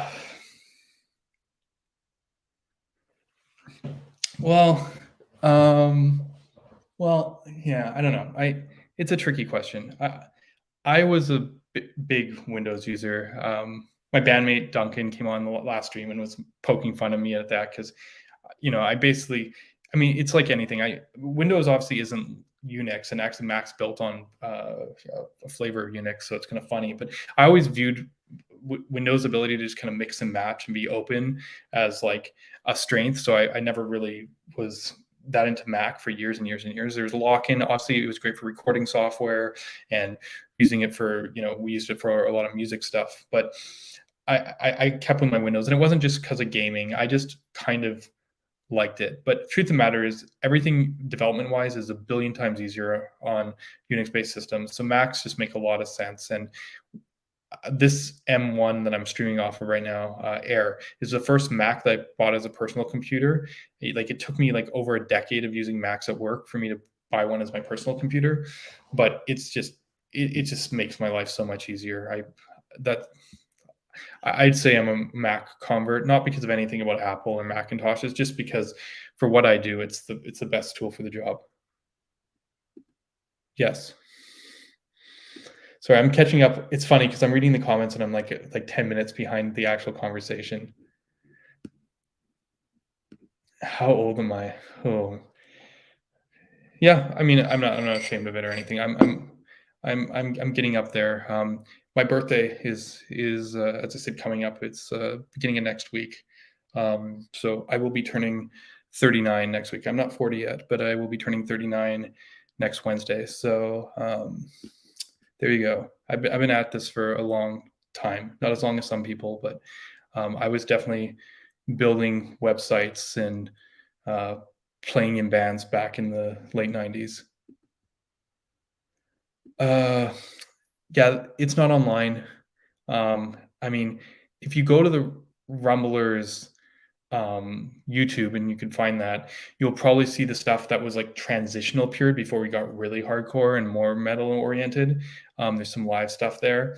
But we had it on iTunes under Break the Chains, but I stopped paying for it and it's not there, so you're not gonna find it anywhere. How good was Josiah Van Ness on that bass? Um, no, man, he was awesome at like the Rancid style walking bass lines and that. But honestly, his skill was the showmanship. He could jump around like a crazy person. He'd like climb up his amplifier and like jump off stages and flip around, and he's such a personality. How do I recommend testing solid apps? Testing library. To be fair, I've gone through some struggles with this over time. Mostly that all the inconsistencies, especially around stuff like Jest. Like the thing that kills me is a lot of the ecosystem has moved on to ESM and it's been smarter about stuff. And export maps solve like all the issues, but not everything supports it. And solid, like when you start a package up and it's client side, it's like, okay, no problem. You just set the exports and you're happy. But when you can do server side and client side rendering in a pre-export map time period, you have to like use special fields like the browser field or come up with different things. And usually you actually default to node being your main and then browser being the one, because there's no server. You can't make the client the main one and then have server. It's you make the main one the server code and then have a browser. And this killed me because even Jest didn't really support browser properly. You'd have to use like make custom resolver and stuff for it. And like it's just been a lot of pain on that side in general, because once I changed the main export to the node version, then other tools would like be in bad shape and it'd be really awkward for them, because it's just so much easier just to take the main export. And when 90% of the time you just want the client one anyways. I know this is kind of a long ramble, but I'm hoping the tooling and testing gets way better. Alex for ecosystem team has been doing a lot of great work. He's written documents. You can find them on Dev2. He's written articles on how to test solid. He's the voice. He was the reasoning. When VTest came out, I was like, they reached out to me and I got invited to the server, and then I was like, okay, can I invite the guy who actually knows about testing with solid? And I got him right in there. So we've been working with that. He's been looking at what's that UVU from Luke Edwards and a bunch of other libraries. I see if we can find the reference for it, but his stuff on Dev2 is definitely what I'd recommend in terms of that. You can always come to the Discord and ask for it and we can pull it up. But yeah, other than keeping philosophy of testing library, I'm going to say that this is an area that we have some good options and solutions. We just haven't backported them into our templates yet, and that's something we have to do soon.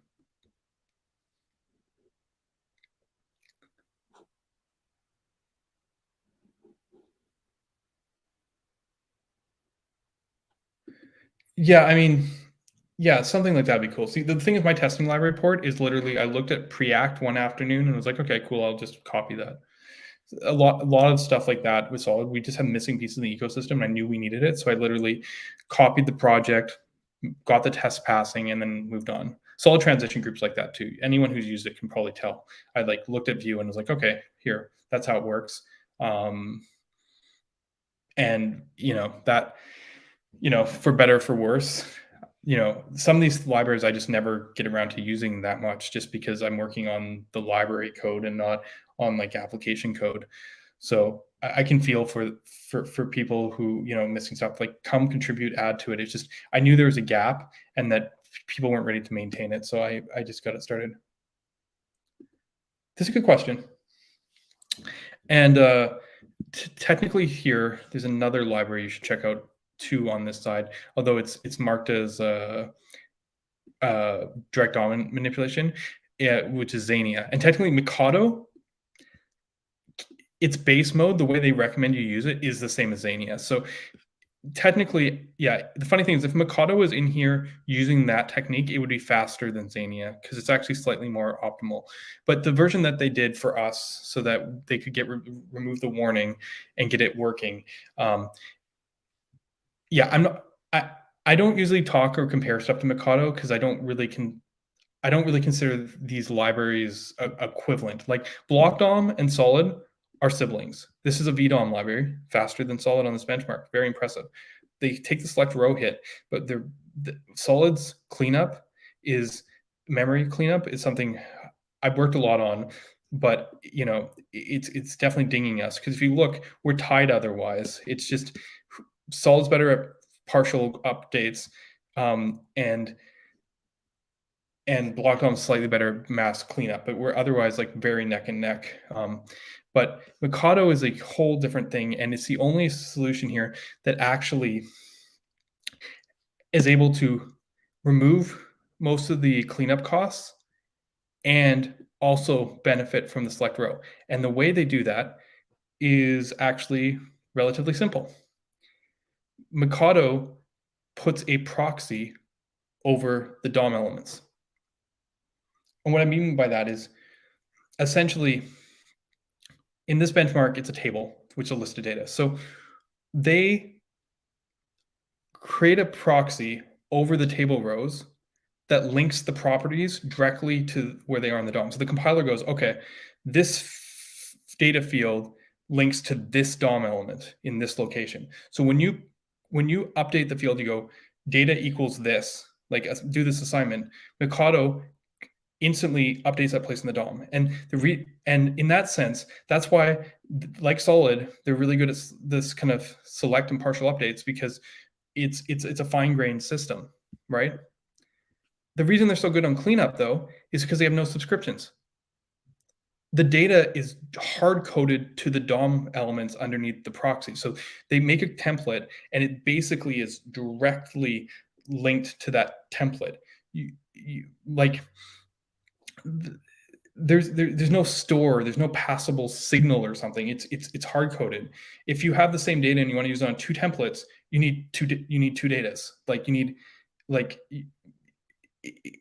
in a sense, it's so close to vanilla with these techniques, because literally it's just a thin layer that directly using a compiler that directly calls the updates on those elements. And as I said, that's a super good model for benchmarks like this, because, like, how could you have less overhead than basically just writing functions that update the DOM exactly where you need to update it? In a sense, Solid writes those same functions. The difference is Solid's triggers aren't bound to the specific view.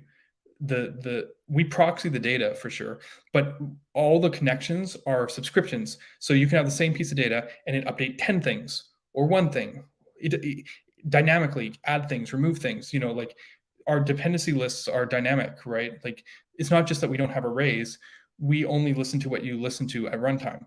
Mikado bypasses all that, in a sense, and that's why it has a quicker cleanup, because it literally hard codes everything to a DOM element. So I think it's a really cool technique. Unfortunately, we can't benefit from it if we want to keep that data portability that we like in Solid. Like, we can't just adopt that model.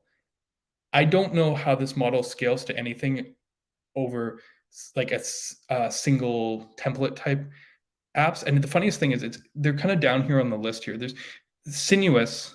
Where do they end up? Sinuous here. This library is a reactive library that's a fork of Solid's HyperScript renderer. And for the longest time, they were sneaking in right in front of Solid around the Mikado thing. And what they'd done, and this is before Mikado came out, is they'd created a special template helper that, just for that template, they proxied over the DOM. So it was like an opt-in mode. So instead of doing your normal, in their case, HyperScript or JSX compilation, in this one place, they're like, okay, instead of doing that, we're going to actually convert it into something where we proxy over the DOM and update. So they were able to get this incredible performance without the subscriptions, just for that single template.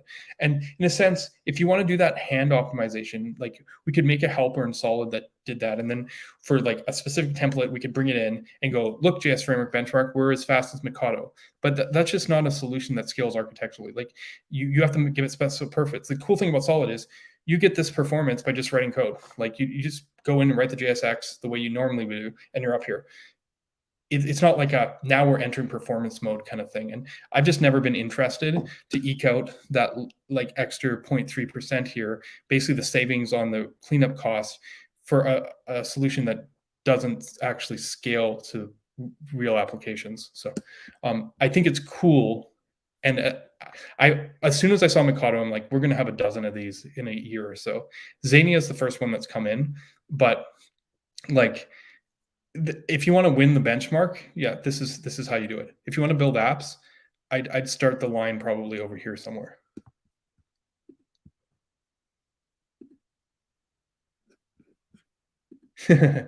Well, thank you. Yeah, I came in late in the game.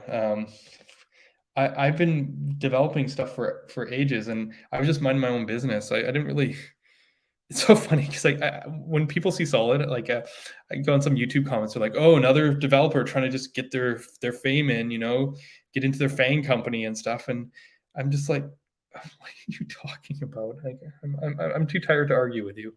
Um, like I I I believe in the stuff I'm building. I loved Knockout JS, and I wanted to bring that mentality into modern web dev. It's really cool that other people like that and are getting into it as well. So, um, you know, it happened later. It's funny how different life events get you to different places where you don't expect. I played in the band in the early 20s. That's part of it. I wasn't. I left university, played in the band. Mike Reno from Loverboy produced our album. Working for the weekend. That guy. We thought we were going to get signed to a major label. I toured. I played over 500 shows with the band across Canada and U.S. Did it for several years. Been playing in bars since I was like 15 years old. I started the band when I was like 12, and you know, it was challenging. I had to get readmitted back into school after the time I worked several years in the middle, went back to university, finished university while working full time through my mid 20s to 30s. I didn't need to go back. I was already in the industry at that point, but I wanted to because I wanted to prove it to myself that I could do it. It always bugged me that I didn't graduate. And then I just started. I had my oldest daughter. She's 6 now, and when you're in that first year, and you don't sleep and the kid's always up. I was already coding and working on JS framework, like my early incarnations of Solid, but I was just like, man, I'm up anyways. I'm just gonna hit at it. And I started programming at night on Solid, and that's when it really ramped up. And some people are like, how do you do that? How do you balance that? And it's a tricky balance. And initially, I was going to say about setting boundaries. I'm not always the best. I try my best at setting the boundaries. This week was particularly challenged. You get into those Twitter arguments, and you're like, you know, it's family time. You should draw the line, but it's hard to get worked up. But generally speaking, I just did my thing and worked with Solid, hoping that maybe my startup would use it. And then React hooks came out, and I was like, wow, I can't believe that, the React team thinks this is a good pattern. I've always thought this was a good pattern. And I just started writing articles, and that's how the guys from Marco found me. It's been kind of really crazy the last 2 years. I wasn't even on Twitter before then. I kind of got off Facebook years ago because I didn't want to get distracted by it. And then I'm glad I came on Twitter. I met a lot of new people and interacted with people who are kind of my heroes in the JavaScript world, and it's really awesome to be able to reach out and have Dan Abramoff explain something to you, or Rich Harris get you unblocked by Evan Yu, stuff like that. It's really awesome. So it's cool, but as I said, I never saw this happening a few years ago. I kind of had thrown away my prospects in the traditional sense when I'd basically got kicked out of school because of not spending any time there, touring with the band and basically staying up all night. Bands always operate late at night, it seems like, and not going to classes and stuff. So it's really cool to be here. It's just funny how life puts you in weird places. That startup, the the CEO happened to be the creator of Knockback. That's what got me into open source. It's just a bunch of pure coincidences happening at the right time. And I know that doesn't always happen. And I'm like a white male or something. Like there's some kind of statistic or something that has the world working for me. But I don't know. I just kept on doing what I was doing and trying to grab every opportunity that I can. So I'm happy to be where I am here. I don't know. I don't know where things go next. I think there's a lot of potential for Solid and a lot of potential for learning more and driving things forward. But I just love being part of the conversation.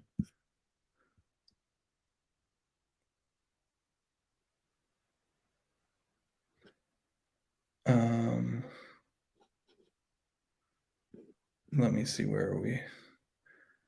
Because yeah, always get some fun comments in here.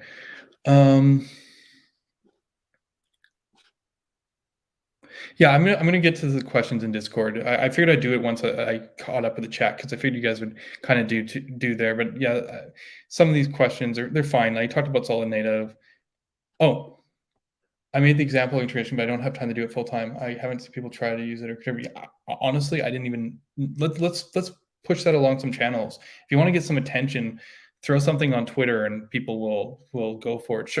Share it in the Discord, and let's see if we can get some hype around that. I think it'd be interesting. Yeah, let me see. Let me see if I can pull some questions in Discord. Some people couldn't be with us tonight, and they asked some really great questions. And I've got a bunch of them here.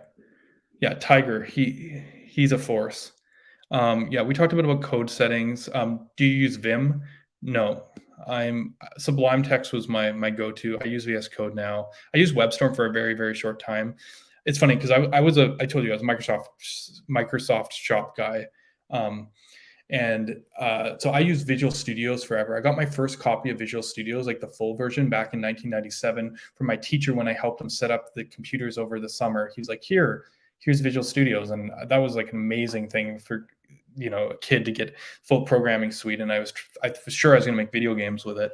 But it took me a long time to kind of get back to stuff. And I think VS Code is just like the perfect blend. At least that's where I am. I never gone to Atom or any of that other stuff.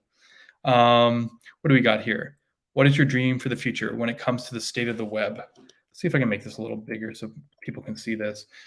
Yeah, I don't know. We talked a bit about potential of the future here, and I think it would be interesting to see this whole transitional thing realized. But I mean, it's hard to know where this stuff goes. I think it's going to take some time.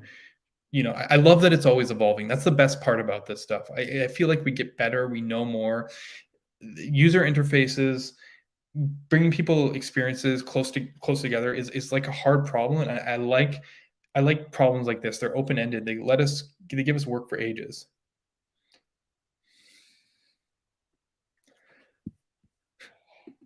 Maybe you should do that then. I don't know. Like it's interesting. Sublime was really good. It felt like Notepad plus plus. Like if you're going back to my early days. So like getting out of .NET and getting out of VS Code, like it was. I can't explain how refreshing it is. We haven't quite gotten to this point again in complexity, but I feel like we're close with stuff. And I know I'm not helping with the direction. I'm talking about frameworks and where they're heading, but sometimes I wonder if someone's going to like get to a point where like we have server components in Next.js and they're just like, what? Like just throw it all away and just write some simple JavaScript again. I feel like there's that nagging somewhere. The truth of the matter is the performance is actually good this time, whereas the last time it wasn't. I mean, maybe not completely in all Next.js cases, but I feel like it's not this. The clunkiness isn't just the DX, or like in the past it was UX and everything was clunky. I feel like we're doing better this time, but yeah, I don't know. I'm sorry, I'm tangenting here. Okay, so let's keep on going. GIF or GIF? GIF. I'm probably wrong, but at least I say beat properly because I'm Canadian, so I know what French words are. Someone asked actually in here if I spoke a second language. Not really. I suck at spoken languages for some reason. I can't hear the words. Like I did French my whole time growing up. I should know French. I even did French 12 because I had to for the program I was in school. It was brutal. Barely got through it. But like something about the hearing the words, which is funny. You think like a singer would be able to pick it up, but I was never good at hearing the words. It was always the tonal things and the shape of the sounds. I was big into punk rock, and for the longest time, my favorite singer was Tim Armstrong. And I feel like I could imitate his singing almost exactly. And if anyone's heard Tim Armstrong sing, um, he slurs every freaking word, and there's like all these nuances in how he kind of backs off his breath and stuff. I mean, it's funny, like whether it's intentional to sound slightly drunk or whatever, it's just part of his style. And for me, it was more of like the phonetic thing that I was hearing, like the way that the sounds worked, rather than like a musical instrument, rather than the actual words. So I'm like hearing languages has always been a weakness for me. I can write decently well, but yeah. What do we got here? If you look back and totally regret one thing, what have you done differently? Regrets. That's a hard one. I used to, when I was younger, I used to say like, "Oh, I never had any regrets." Those experiences shape who I was. Blah blah blah blah blah blah. But in hindsight, while that is true, and I actually talked to Tiger about this once. The if you know Tiger and you know the way that he just puts himself out there all the time, I regret not realizing how important that was as a lesson when I was younger. It I spent a lot of time afraid of putting myself out there. It's funny because I was in a band and a lead singer. You think you wouldn't have that problem, but it was hard for me. Even to put myself on stage, um, it was like I wasn't really good at public speaking at that time, and I I knew I wanted to play in a band, so I just did it. I mean, my first show was a train wreck. The guy who promoted it, like we should have played as the opener, but he put us like second to the headliner or something just because it was his show, and the people who were fans of the other bands got pissed off. So here I'm at, like younger than the other kids or the other people at the show. Like it's an all ages show, so everyone's like 16, 17, 18, 19, whatever. And I'm like 13 years old, and we have all the hecklers and people like throwing bottles from the back and stuff. And I don't know. At a certain point of the show, I get hit in the head with a bottle, and I mean, I remember just kind of waking up to it, but then I was like, wow, that isn't actually that bad. I just gave the person the finger and kept on playing, and it's something obviously punk rock about that. But I had to be pulled into that. I always, it was hard for me to understand the value of people in the thing. If you've ever if you've ever talked to like a good engineering manager, they'll tell you, the secret is people, process, and product, and balancing those things. I just didn't understand the people part for a very long time, and I it was a hard challenge for me. I don't know, like a personal question or whatever, but like I'm a what is it, INTJ? If you've ever used Myers-Briggs, that was my personality type. I think I've grown from that a little bit, but I'm traditionally an INTJ. If anyone looks that up, they'll know what I'm talking about. And it always, I like to analyze and I like to look from the outside in, and I feel like the only way you get anywhere is put yourself out there. And I learned that. I told you I was incredibly lucky when I was talking about how I got to where I am now. And every time it was from just putting myself out there. And I feel like if I'd learned that a bit earlier in life, I might be in a very different place. So when I see what Tiger does and the way he's been approaching it, I have a huge amount of admiration about how he gets that. And I'm going to talk to him in a future stream on the show about that, because I think a lot of developers, people who kind of come into this kind of work and enjoy this, might not have that same mindset that he has. And I think we could all use a little bit of Tiger, so to speak.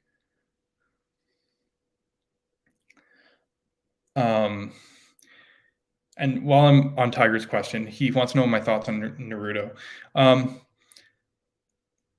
Honestly, it was a very transformational show. It took such a long time. I remember when I started watching it, I was so young. What was it, like 2003? And by the time it got to the end, it was like decades later. Like I actually started Naruto right when it was originally airing, and I watched almost every episode. Right? I mean, I suffered through the years of filler and all that stuff. as much as it's like a popular anime and people are going to be like, you know, that's, cliche or whatever. I mean, sometimes the popular options are just relatively well done, and you see this by the end. The fight scene, that whole sequence right towards the end of the series with Sasuke and Naruto, in terms of like the final battle, and the fist fighting, and they're so exhausted they could barely move. That whole choreography is genius. I don't care what people say about fight scenes in anime and all that. It's one of the most real feeling thing. Like I think the show did a great job for a series that went on that long and then had to have an ending. There's low points and high points, but yeah, Naruto is awesome. And I know of Tiger, that's where he gets a lot of his influence from. Data Bio, believe it. I, definitely. Oh man. One more from him before I go back and see what's up with chat. Do you miss moving and from Canada? The biggest thing I miss from Canada is I moved from a place where there was a lot of water. I know it's funny because I'm obviously in California, but Vancouver, Canada is kind of like Seattle. It's like there's rain and rain, and you're living in a rainforest, and everything is green, and there's like 1.5 months during the year. Like there's sunny times and stuff, but like Vancouver is the most beautiful place imaginable from the end of August, mid-August through September. It is just it's warm but not too warm. It's just that is when you want to be there. And it's a short little time period because before that, there's the summer where, maybe it's a little bit hotter or whatever. I've never been a huge fan of like the hottest of heat. And it's not like it gets as hot as it is here, but Vancouver is just perfect during that time period. And even into the fall, Vancouver's nice, but it starts getting to rain. And I'd say like 60% of the year is all rain. But everything's hydropowered. You have no problem having nice water. Moved to San Jose, and the water is hard. There's like minerals in it. You can tell, like you wash your hair, you can feel it. We have filters and stuff, but it's expensive. The water bill, it's just very different moving to a place where everything is water to a place where there's no water. That's probably my biggest gripe here. But I mean, it's really nice that I think I was barbecuing on Christmas Eve. Like I never did that in Vancouver. You can't barbecue on Christmas Eve. So, it is sunny here like every day. Like the weather is perfect all year round. So, it just there's a lot of bigger hikes and stuff. The coastal mountains, the Rocky Mountains, or going to the island. There's just a lot of outdoor stuff that was really, really nice and lush green swamps. No, it's forests, but there's, like it just, yeah, I think the train and stuff and that is what I miss most. That being said, it is really nice to live in California, in a different sense. If you can ignore the water, it's really nice. Okay, let's get back to chat. What have I been missing? You guys are talking about some stuff. What do we got here?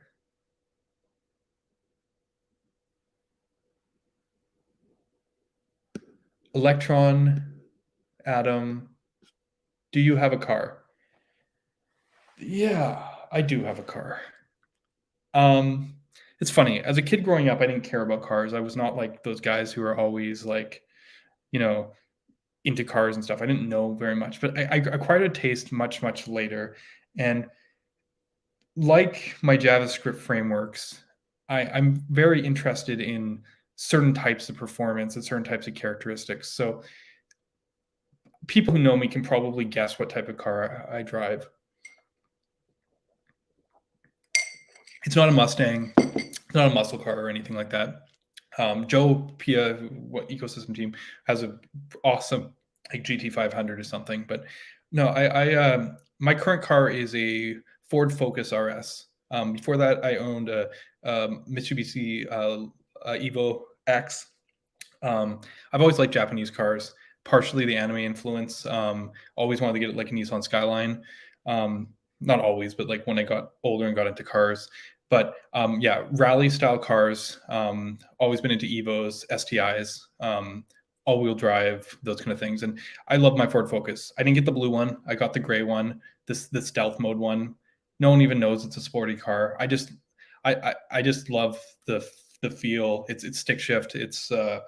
Um, it's got 350 horsepower, but it's like complete sleeper. Yeah, it's just perfect kind of car for me. It has the really advanced all-wheel drive system with the torque vectoring, which I liked from the Evo. Honestly, the Evo's torque vectoring was the craziest thing I've ever experienced. It just the wheels they changed the speed at which they spin, the inside to the outside, where they actually almost overspin to purposely mess with the traction to corner. Like honestly, I was studying those all-wheel drive systems for a while, just out of curiosity on how they work on the performance side of things. But yeah, I do have a car.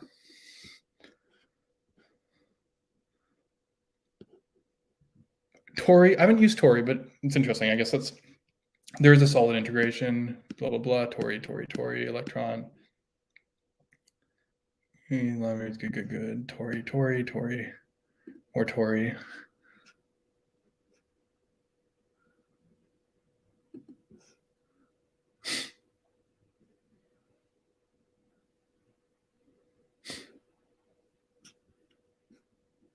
What did I do? Oh, yeah. Oh, I see. Yeah. Sorry about that, Theo. Okay, let's continue with some questions here, right? Oh, this is a great one. Under which circumstance would you quit your daily job to work full-time on Solid.js? I would start funding a campaign if you tell me the number. Okay. I think that's an interesting potential for the future. My biggest thing is I have a family to support. I want to buy a house. I want to get settled here. I used to own a place in Vancouver, and we sold it to move and pick up our lives and work here. And I'd love to get established again. It's hard in California; things are really expensive. But if I could support my family, I definitely consider. If there was an opportunity to work on Solid, that would be the kind of situation that I would leave and do go and do that, because otherwise I have like almost the perfect job. Being able to work on Marco and Solid is amazing. To be able to see both sides of the spectrum, and like honestly the work being done by Marco team is amazing. Just to be a part of that is amazing. To know, to work with this technology that can be so impactful and so powerful in its own right, and have Solid on the other side. Like I feel blessed every time to be able to, like, it lends to me having the perspective I do that's so wide. I'm not like just like in the Solid zone of things, like my whole world isn't React, kind of scenario. And as I said, Marco is an incredible project. When Michael and Dylan first approached me about it, like I honestly couldn't believe what was there. I was like, how did I not know this? How does anyone not know about this? This is incredible. You saw the thing at the beginning. Like, if I showed you the Hacker News code there, where for that example that was, as I showed you, it's like twice as fast as Remix. It's just some HTML. Like, this is not like .server or .astro or here's your island. You just write some HTML, drop a class here or whatever, and like, this is incredible stuff. And nothing in that demo you couldn't have done in Marco back in 2017. Like exactly the same. I imagine you could have done it in Marco in 2014, but since 2017, all the same API and same capability. And Marco's only gotten better since then. So like, yeah, I mean, it would take me being able to work full-time on Solid, I think, then. But even then, I mean, I want to see Marco 6. I want to see what the future of web dev works on. And I have the blessing of being able to work and touch so many things where I'm sitting right now. So, yeah, I don't know. We'll see. Maybe there will be an opportunity there in the future, but and I think that would be amazing, to have the opportunity to work on Solid full time. But yeah, I mean, I'm already so blessed.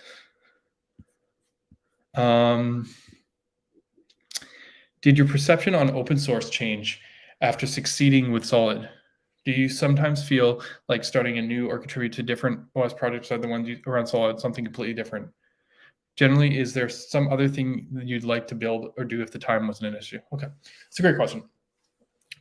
Perception of open source change after succeeding with Solid. Yeah, I mean, that's pretty strong. I don't know if I've succeeded per se. I think like there's stages. I think we've gotten now with Solid to like like that first step where it's like, yeah, maybe this is a player, like we're on the map. So I appreciate being in that position because it gives us so much room to grow. It gives us room to even have people ask me if I could work on Solid full time. You know what I mean? Like, but like we're a pebble, or what's the one? I should say a pebble in the sky, or what's the other one? Current in space, stars like dust. Sorry, I'm just listening at Isaac Asimov books from his Empire series, but they all have the same kind of notion to them. I was reading those recently, actually. Isaac Asimov is probably my favorite author of all time, and anyways, that's a tangent. Like we're still such a small player here, so but it is growing. There's users and there's support and maintenance, and between Solid and Marco, that's a lot of that's pretty much all my time. Are there other ones I want to contribute to? I'm interested to see if my perspective could help other libraries grow. One library, for example, is Quick. I think it'd be really fun, and I'm going to do this coming up. I think we're going to have 2 streams, 2-parter on Quick coming up in the coming weeks. If not, I said this before, if not next week, maybe the week after, kind of launch into that. And I want to prove that Quick can do what I think it can do. No one's made that demo yet. I want to make that demo. So I don't know if that's contributing to Quick per se, but I think seeing that will push web dev forward. So I want to get in there. Beyond that, everyone knows reactive script. I think it'd be really cool to design a language. We are designing a language with Marco, and in a sense, that's enough. Designing a language is an incredibly time-consuming process, and there's so many details involved, and it's quite challenging work. Working through edge cases, making sure it's consistent and makes sense, and once you do it all, then you have to worry about tooling and prettier ESLint, TypeScript, like all the things. Reactive script is interesting in that my whole goal is to preserve all the existing tool chain, but I don't even know if it's viable. But that's an area that's something that, like, if I had infinite time, I would love to look at. But the truth of the matter is, like, I don't feel like I'm tied to the priorities that make me not work on reactive script. Like, if I really wanted to, maybe. I just think there are way more important things I could be working on.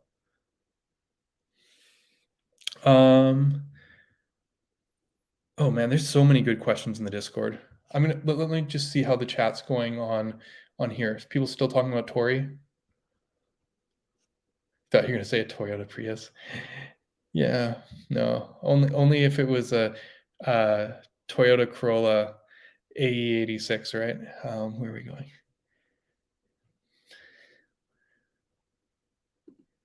Yeah, you know what? As cool as that would be, it seems I don't think Solid plays into Vercel's plan or strategy at all. I think Svelte was a very good pickup for them. It lets them play both sides. And I know this very well because I talk about this a bit with Solid and Marco, kind of having both sides. I think Marco and Solid are actually a wider spectrum because of, if you think of the goal of getting to the middle with transitional apps, Marco's coming from one side and Solid's coming from the other side. But the thing is, Vercel isn't a UX play, it's a DX play. It's not about performance, it's about making websites easier. And Svelte kind of plays into that perfectly. It's just this sort of simplicity, this sort of like, don't worry about it. And I think it kind of rounds out the thing. They have React for the popular option, and then they have Svelte for this. I don't, as much as I can put out hot demos that catch people's attentions and theirs. I suspect that I am not what Vercel is looking for.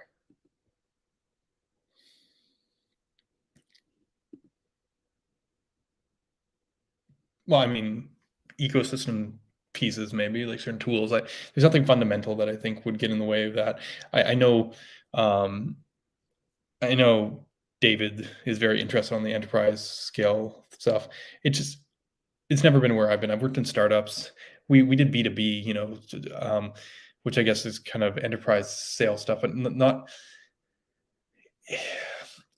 quite the same thing. Yeah. My understanding is that they did try and pursue Evan years ago. He actually suggested that in a tweet, and he was just kind of like, I want to do my thing. Evan is someone people should look up to in the sense that he's kind of threaded the needle to be exactly where he wants to be. He's like his own boss. He does everything he needs to. He's got the framework. He goes and drops Veed on us, after he plays for a few weeks, like Evan's living it up. As an open source maintainer, like I think Evans has the most autonomy or ability than anyone else. And I think he realized that. I think as he was moving up and he realized like what he could do and the choices he made, he realized Vue was big enough, and he just took the time and he built himself to where he did. Very different than like Rich, who was working at the New York Times the whole time, right? Or I guess the Guardian before that. But like, I'm excited for Rich. This is a real opportunity to kind of focus on Svelte and get stuff done. As I said, I'd love to have the opportunity to do that with Solid. But on the other hand, I think Evan might have, he might have been the one who's actually figured it out better than the rest of us. Right. Okay. That's good on that side. Let's go here. How would you approach from scratch building up to your current level of knowledge about things like frameworks, internals, front end, back end, interop, performance, ASTs? Yeah, it's so funny because it's such a long journey. Like things just kind of happened. I learned ASTs not because of like JavaScript. It was we built our own ORM, like a GraphQL, and I was building a JSON to SQL query language, and kind of that's where I got into ASTs. I guess technically it was before that a little bit, but not real ASTs. Knockout let their templating be customizable, so I changed it from their data bind syntax to something that looks like handlebars or like Vue. But yeah, I don't know. The thing is, it's piecewise. I guess it was easier for me in that I came up while the technology was coming up. Like I showed in the previous stream about Petite Vue, it was just like, for me, it was like nostalgia. I was like, oh, this is like the first time I was writing a framework, that process. And I think Evan said something very similar when he was working on, what do you call it? Sorry, Petite Vue. Yeah, actually Petite Vue. That it was like Vue 1 all over again.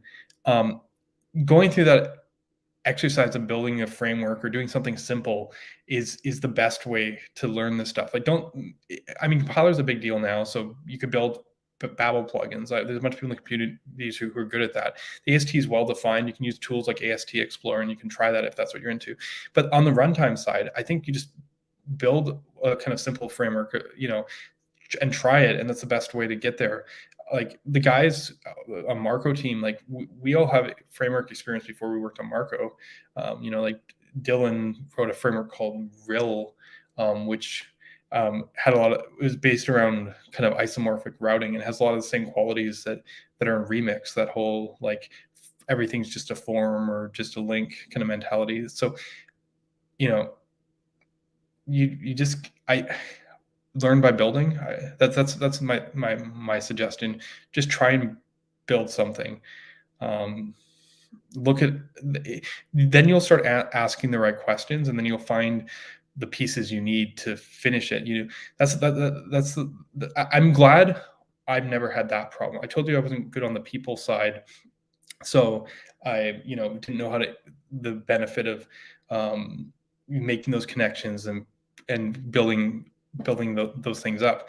But I think a lot of people also have trouble on this side where they just go, oh, this is so much work, and they see the hill before they even get started and they never do anything. Just make something. Find something concrete that you can make with it and just start doing that thing. You never know what you're going to end up with, what you're going to find. You just got to start building it. Don't stop before you get started. So like if you're looking for resources, I mean, most of the stuff was reverse engineering other frameworks, picking up articles from my favorite authors, people like like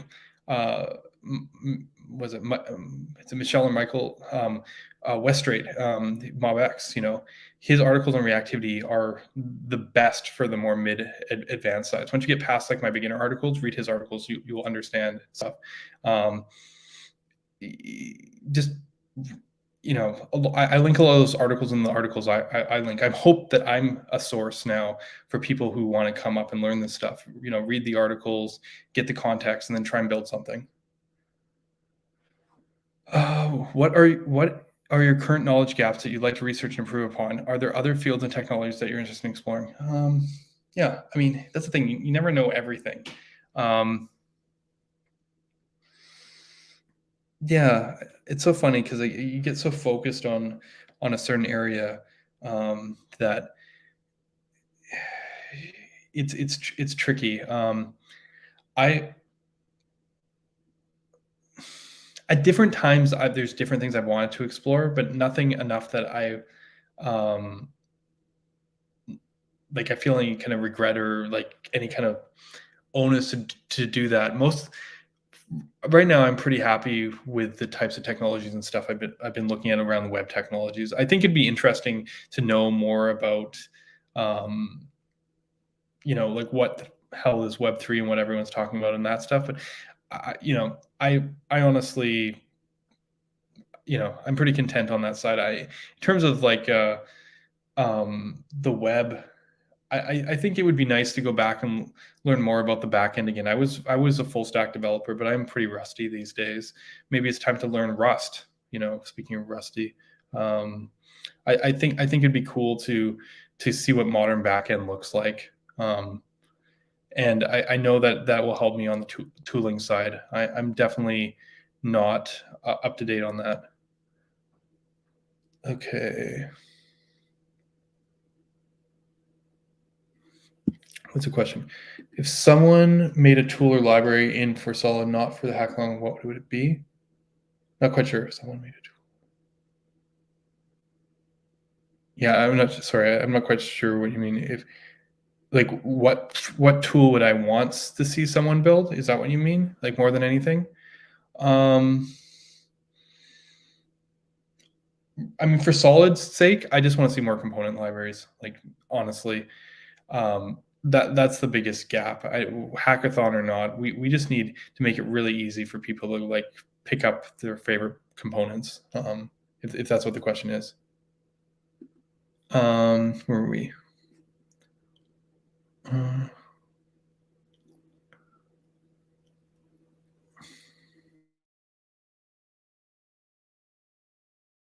Workflows. I think that's a problem. I could be a lot more efficient. So I don't have anything to add there. Music I've been listening to lately, I already answered. Do I regularly keep up with music? Mostly just singing for my kids when they're little. I pull out the guitar occasionally, but I haven't been playing electric guitar. I've been playing acoustic guitar. I used to like practice stuff like Paganini's Fifth Caprice and stuff, like the full like hair metal shredding kind of stuff. I'm so rusty. I'd probably have a hard time getting through the guitar solo Rock Me Like a Hurricane at this point. So I'm not really probably, yeah, I'm definitely not where I was. Talked about renaming Solid. Nah. Okay, let's see here. Yeah. What's your favorite password to use? Yeah, that's a great question. Thank you. Okay. What learning material do you suggest for someone interested in getting deeper into reactivity? I actually surprisingly just talked about that. Start with my learning series on Dev 2, the like building from scratch, and then get into the MobX articles. I think that's the best stuff on the fine grain. How do you find a balance between to avoid open source burnout? Um, yeah, that's a challenging one.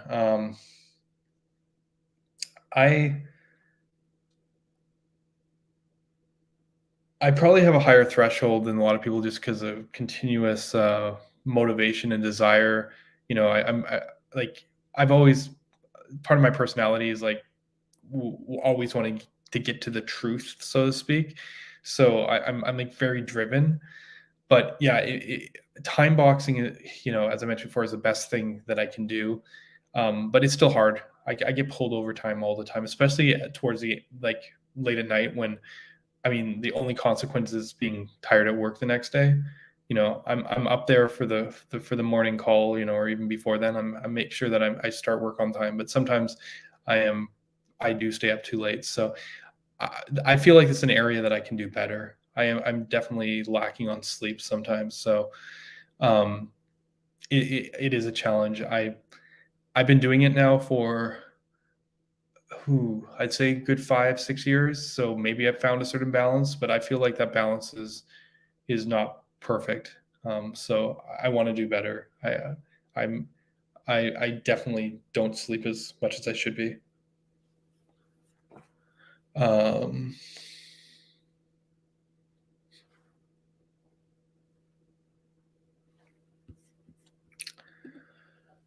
do you have any favorite podcasts? Yeah, this is a good question because I don't.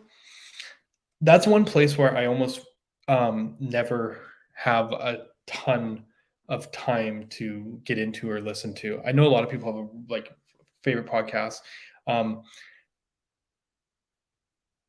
I've listened to a few shows of people that I like. I'm into, and one thing is I want to say like big props to the guys at Pod Rocket. Their interviews that they've done with people, they resonate with me. I don't know what it is. I felt really good about mine. I felt good about Dylan, Fred's, like a bunch of those interviews. They drive on the points in a way that lets the person talk about the technology, but still gets the bottom line out. I've been on lots of different podcasts, and I always feel a little embarrassed because they're like, "Oh yeah, so you listen to it," and they're like popular podcasts. I'm like, no, I've yeah, it's just one of those things that like you only have so much time. Podcasts are the thing that get kind of the runaround on that. I if there's a certain content, I will go for that because I'm interested in it. Um, Other than that, honestly, I just need a quick dose of what's topical at the time.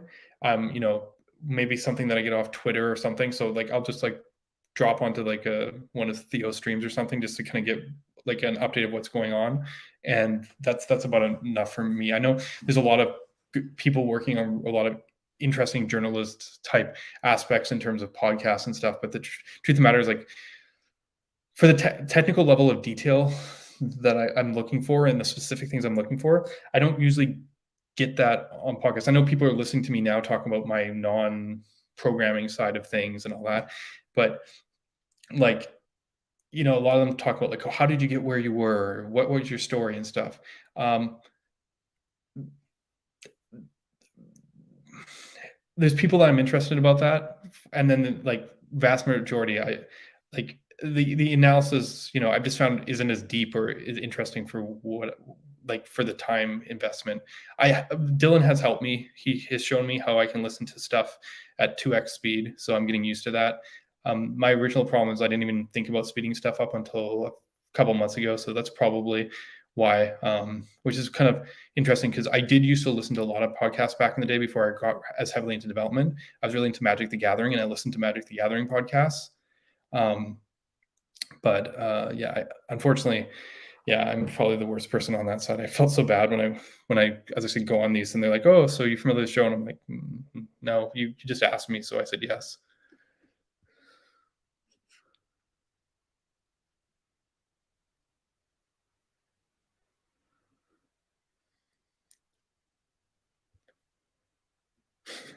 Yeah, a little promotion there for Theo.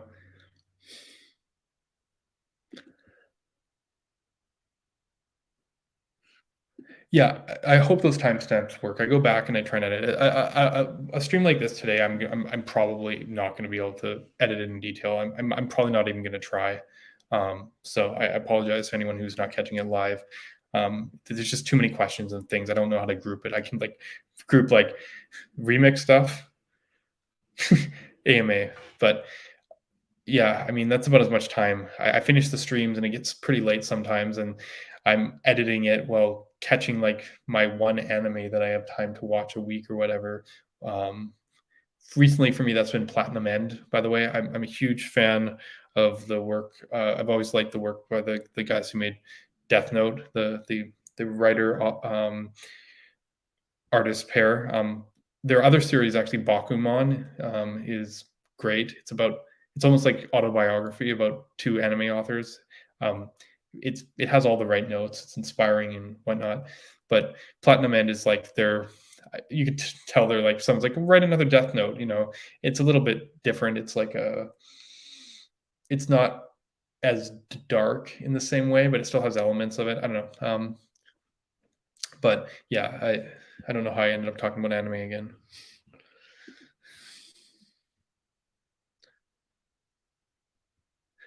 Oh, there you go. See, I'm not used to it. 1.5 took me a while to get used to. I can do 1.75 now. I can't even get to 2x. It's difficult. I told you I have a hard time hearing words, so this is more of a struggle for me than most people probably. Yeah. I mean, I've watched Demon Slayer, and this the new season. I'm gonna try and catch up on that. I'm a few episodes behind. I haven't watched any of Attack on Titan. I know it's like one of those critically acclaimed ones. I never got started with it, and so I haven't seen any of it yet.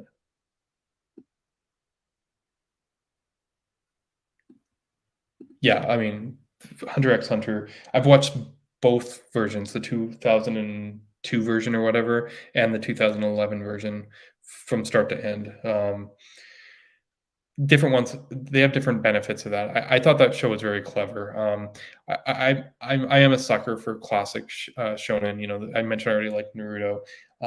Hunter x Hunter is definitely a favorite of mine, and actually, my wife, she doesn't even watch anime that much, but for the longest time, she's like, "We're gonna name our son Gon." That's that she was determined. And I was like, I don't know if we'll name him Gon, but she thought he was just the cutest little boy. Um, and yeah, but yeah.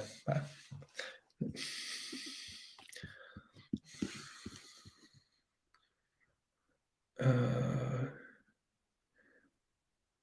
ooh, what kind of legacy do you want to have in the field? Do you think about it? No, actually, no. I mean, it'd be cool to make that kind of impact, but I just want it'd be really cool if fine grained techniques ended up being something that, like, as far as I can see, they can scale. We've seen them for performance.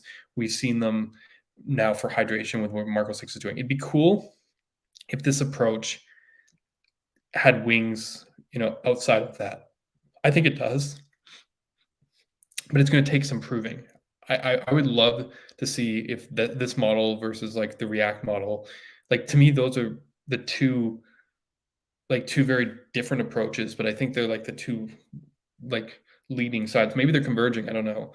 Whenever I talk to Dom, he kind of makes them sound like they're more the same um, than they're different. But I kind of really want to see if we can take this kind of fine grain thing, and not just reactivity, just the language of fine grain.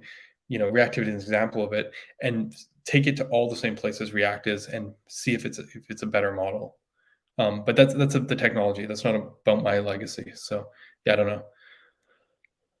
Are there are there always going to are there ways to gain more speed by utilizing web workers? Um, Web workers. Yeah, I mean, offloading work, if possible, is good, but you got to weigh off the serialization costs. And the thing is, if this would cause you to go async, it can change performance thing. One of the things we want in a framework is being glitch free. We want to apply our effects all at the same time, and that's what the whole transition model from React and whatnot. Web workers, they put a cost in there that would make it trickier. Like, do you go into a transition or suspend whenever you send work to a web worker? I think where they're interesting is like where you're like, this is async, it can go off on its own, that kind of mentality.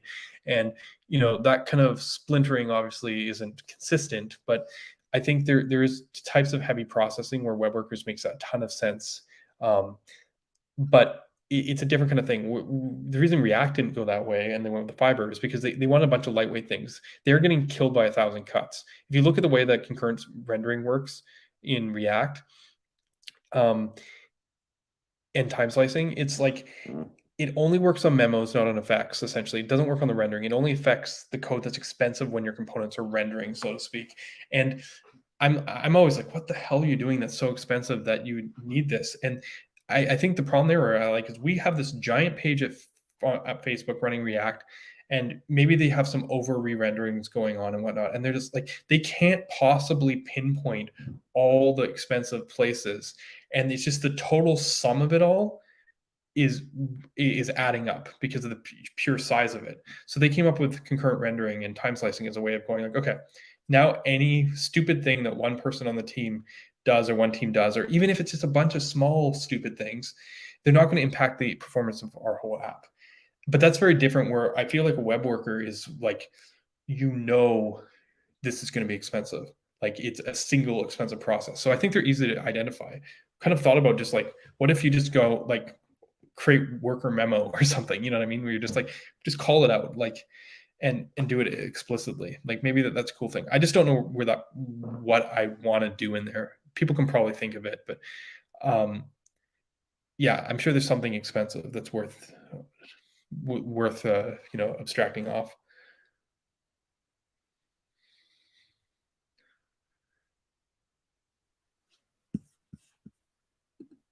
Thanks, Theo. I don't know if you're already gone, but thank you.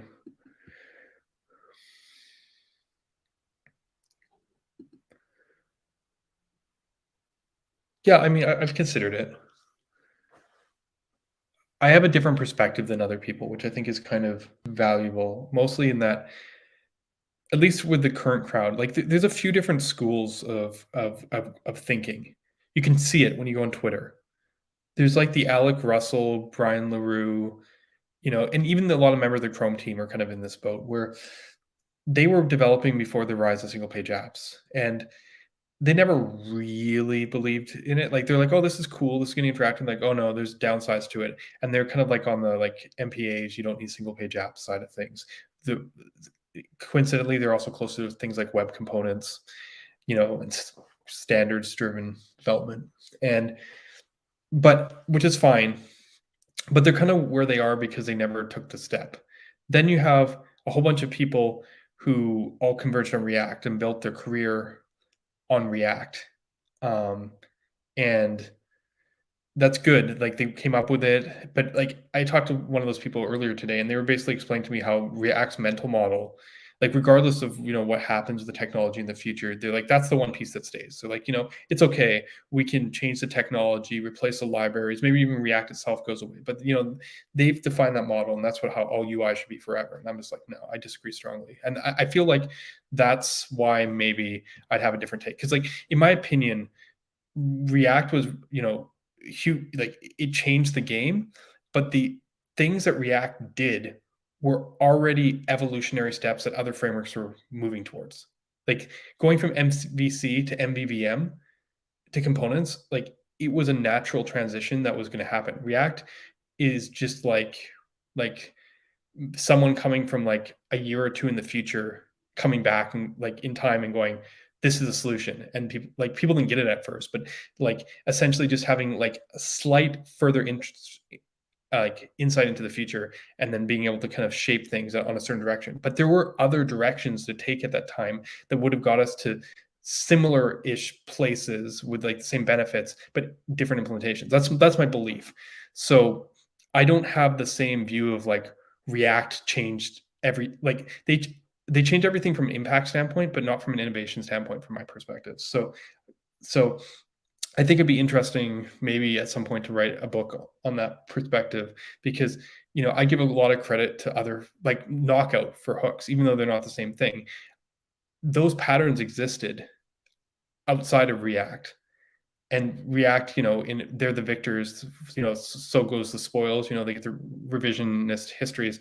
I feel like there's the true history is, slightly different. So yeah, I don't know. Maybe some people will find my perspective interesting. I'm going to be away from web dev for 1-2 years. What do you think is going to change, and what should I focus on at the moment to get ready for that? It's hard to predict the future. I think the one thing is this trend towards the server is going to keep on going. So like, don't be surprised when you come back in a couple years that stuff like server components are like perhaps a more of a norm. You were already seeing it right now. Like, generally speaking, web dev moves pretty slow. I know there's this whole like the reason that it feels like it's fast and people have the JavaScript fatigue is because things get built up so big that everyone focuses in on those narrow things and they ignore everything around it. And then like the stuff around it was actually there the whole time. And then it becomes the big thing. And then it's like, oh, wow, we're over here now. We're over here. It's that myopic focus that makes things feel like they jump around or move around so much. I think you just step back and go, look, all the writing's on the wall. So I wouldn't worry too much about that. I think like React's going to still here and be a big player. I'm interested in the future for Angular. I think Angular has interesting choices to make at this point, because even though they're perfectly viable framework and they're used everywhere, their mind share has almost dove off. Like, I don't know if people just even like their mental model anymore. I don't know if that's where people are at, but in general, yeah, I just I expect like more of this stuff around less JavaScript in the browser and new patterns like that. Things like compilers are going to continue to get worked on. Yeah, I, someone, at least someone's going to move towards transitional apps. I don't know if transitional apps will actually be a good thing, like the first versions will actually be any good, but I think you're going to see some of that stuff. Generally speaking, though, I think a bigger trend is you're going to see React is moving into being like the new enterprise software, like the new Angular. I think you're just going to see more React dominance over the next couple of years, even if the grassroots level and like hip style is kind of get tired with React and wanting to try new options. React is cementing its foothold, like where Angular was before. I think their move from being like the library to the framework is what's doing that. And yeah, I don't know. I don't expect any like huge shifts unless like there's some unexpected new player that's already been going for the last couple of years and suddenly takes the forefront. Anyways, that's enough of me speculating.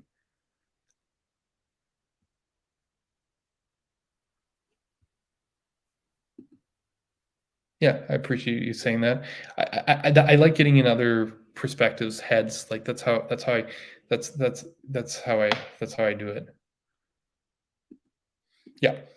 Solid has a good amount of stars on GitHub, but not too many downloads npm. What do you think that is? I think we need a big company that backs Solid up and shows how good it is. Yeah, and a similar idea is if I was working on Solid full time or had a small team of people working on Solid full time, we paid for it, that might legitimize us in a different sense. But no, I think it's more than that. I think I saw someone post something the other day about Lit, and basically Justin was saying from Lit, he like Lit and Stencil have more downloads than Svelte.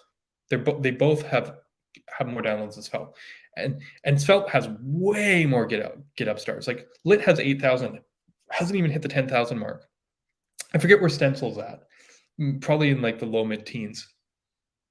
But both the libraries are more downloaded than Svelte. Yet, as I said, Svelte's like what 50,000 stars at this point.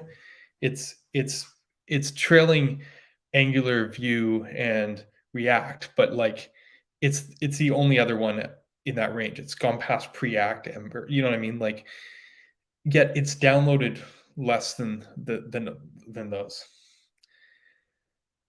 I think there's a huge difference between mind share and like what's being used because it has to be used, or like things that are getting pulled into CI tools, or like being used by Google or whatever. So yes, a big company would help a lot.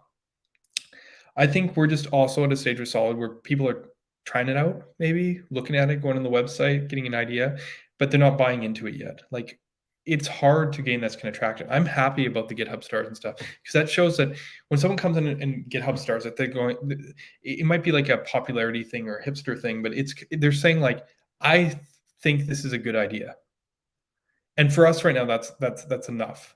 There's a lot of people who think Solid is a good idea, regardless of whether they get to use it or not.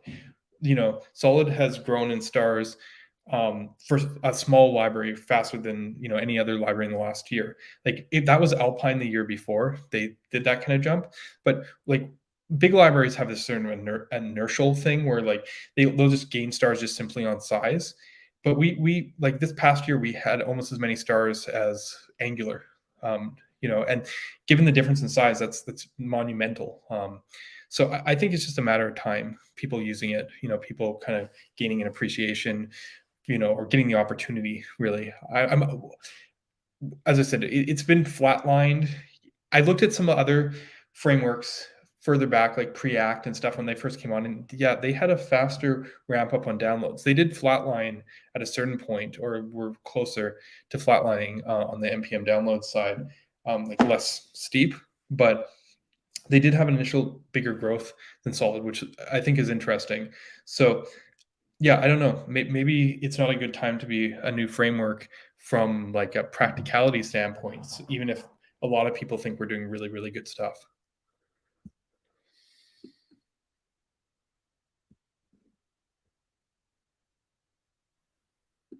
Yeah, someone asked me in here when Solid Start is going to be ready. Yeah, that's the one. We're working on our own meta framework. There's also the one that Alexis from the ecosystem's working on, Rigidity. There was a few in the past, like Liquid. Someone had one called Liquid, and Steve from Builder.io and Quick and stuff was actually building a solid meta framework for a while too. It's just going to take some time. These things are beasts in terms of configuration. I think the biggest gap is we haven't used Solid this way, and as we're doing it, we're finding the gaps. There's building blocks or pieces that are just missing in Solid. Maybe not core, but I know we want to be opinionated them at the core, and we're kind of using this as our real example to build towards. So anyone who's building a meta framework right now, like alongside Solid Start, is hitting the same issues and learning the same things, and we're coming up with the same patterns. So it's just a matter of time.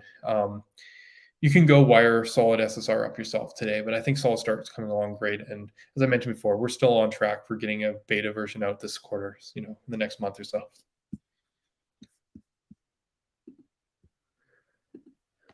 You into modularity, so fitness, strength, movement. Oh, you like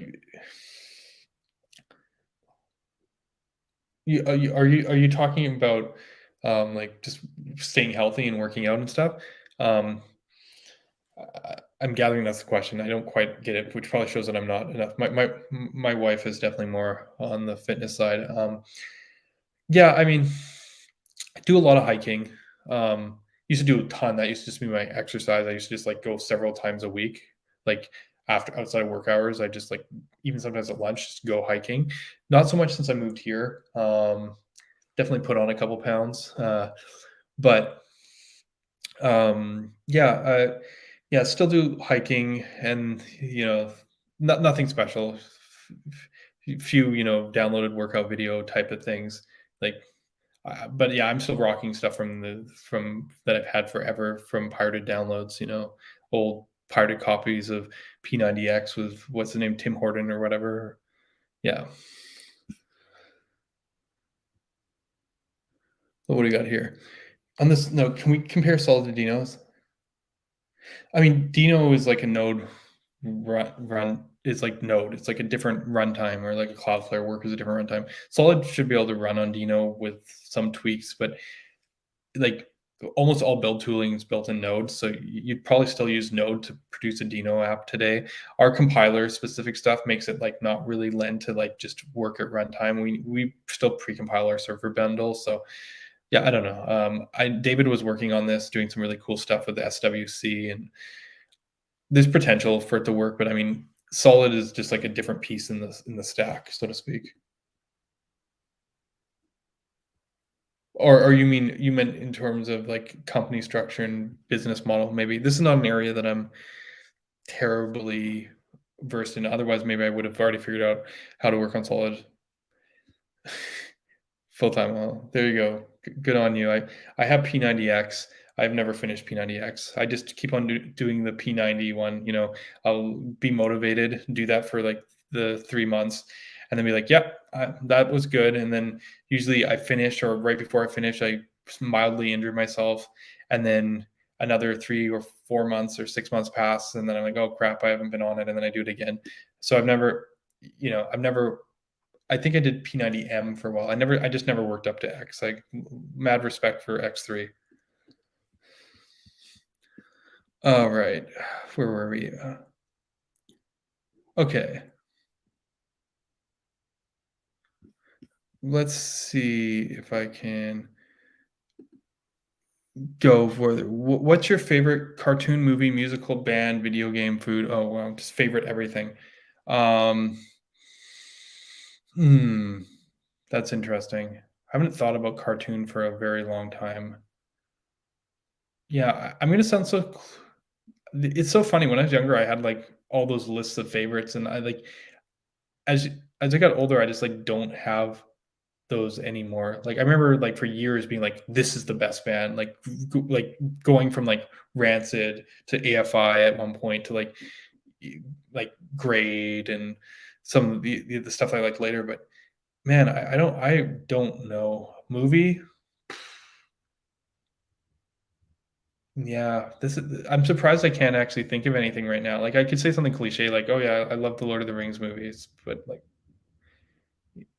you know, um, video game, I'm a huge Final Fantasy fan, but honestly, I think Legend of Zelda: Breath of the Wild is just like it's like one of those things. I always like those moments when I'm nostalgic by nature. So when you find a game or something that takes you back to what it was like the first time you ever played a video game, it has a deep meaning for me. Like the same way that I was talking about when I found JavaScript again after doing JavaScript in 96, 97, and then finding it again in 2010. It just did that full circle for me. Maybe that's part of getting old, but I've always been like that. So for me, like Breath of the Wild was like finding Zelda 1 again. It just had that feel where you didn't know where you're going. Like Zelda the first Zelda game was like my first video game. I begged my parents to get a Nintendo as a kid, and I got in like 1989, I believe. It was a few, yeah, 89, 1990. I can't remember, but yeah, the original Legend of Zelda game. I remember playing through it, and like without guides or directions. It was you kind of just found stuff and you could do it out of order. And Breath of the Wild's just kind of captured that feeling, but done so well. Cats or dogs? I like cats, but I'm allergic to both. My wife had a cat. It was very sad that she had to give him up. I tried. Or her up rather. I just couldn't. I couldn't handle it. Speaking a language other than English, not that as I mentioned, I can speak French barely, but I don't want to do that. Favorite programming language other than JavaScript? It's not TypeScript, which is funny because it might be TypeScript's like ancestor. I really, really liked the design of C Sharp when I was doing game programming. So I really, really, really liked C Sharp. I liked how it loosened up stuff on the types. I liked how you could do uh, um, the delegation and stuff like C sharp and like had like I remember when it introduced like anonymous like lambda type functions and looser types and stuff like I thought C sharp was like just such a future thinking language. I don't know, like as I said, I haven't used Rust or anything recent, so I don't know, but I was a big C sharp fan. Think about South Park. My friends thought it was funny. I just never got into it. When you were younger and into punk, were you also an anarchist? No, no. Political leanings now, slightly left of center. I don't know. I've always liked left wing politics. Like I grew up in Canada, always kind of more on the socialist kind of side of things. Like the idea of higher taxes and giving supporting social programs. not much has changed there. It's interesting in the US because even the left is kind of center. So I don't know. It's so funny because like when you come to the US, it feels like you've like entered right, like the whole political system is so far right wing. Like it's just so funny because like the guys on the really far right are like going, you socialist whatever to the like to the left wing side. And I'm just like the left wing isn't even left wing. It's like right wing. It's like it's the far right is like they're in like a different dimension. Like their heads like up their own ass. I don't get American politics. It seems really really stupid. I know this is an ignorant position, but as an outsider, I can't make any sense of it. What do you think about crypto? I know nothing about it. I want to learn more. Maybe. How do you feel about working for a huge corporation? I don't know. It was different working for eBay. Would I work for Meta or Google? Maybe. I never really associated the thing there. And I know like from the left wing side of me should be like, oh, capitalism and whatever. But like, I don't know. I was never strong on the political leanings. For me, even when I was in punk rock, it was about the social side. When I was growing up, my parents had foster kids. We used to like take kids into our house. And a lot of times kids of abuse, parents with drug problems, and I saw a lot over those years when I was younger, and we tried to give them a home, but like those kids have been through a ton, like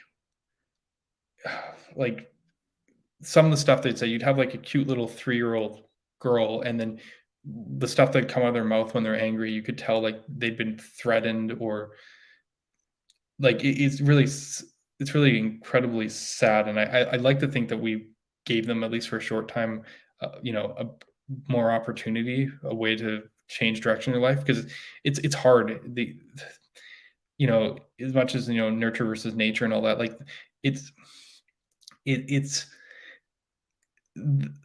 growing up in those environments it can be very difficult on your offset, and it kind of lends into self-propagating problems where like it's hard to break the cycle. And for me, when I like part of the whole thing with like punk rock for me was more on the social issues sides of things. I was never very political, but it was always, it's funny. I told you I was having a hard time identifying with people on like the programming and technology side, but for me, like punk rock was about empathy. What do you think about no code? Okay, end of this block. I can see the desire for it. I've never seen it pulled off interestingly, but I think all our work in declarative, like everything we've been doing to make stuff more declarative, even like the stuff we're doing with fine-grained reactivity and all this to kind of get this model that's declarative data, declarative view, is all precursor to maybe a day when we can do no code. Like maybe no code is the extent of it, us really understanding the language properly in the model to the point that we can model it with something other than words. So I think it's a potential. It's just that we're probably not there yet. I mean, we're definitely not there yet. Okay, where are we going?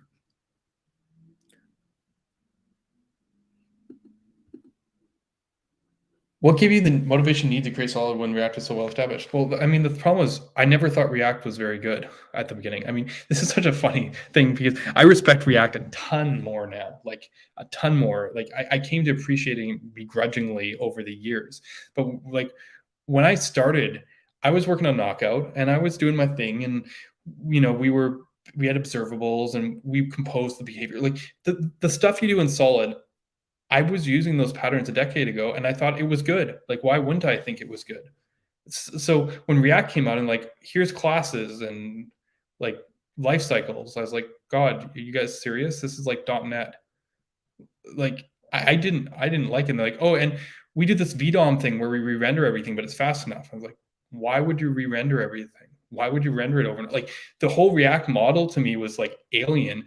And it took me a while to appreciate things like the things that I took from React were unidirectional flow and immutability. Like those are things that were important. The old Knockout stuff was full of foot guns, but like right from the get-go, it wasn't JSX. I saw JSX and I was like, huh, that's interesting.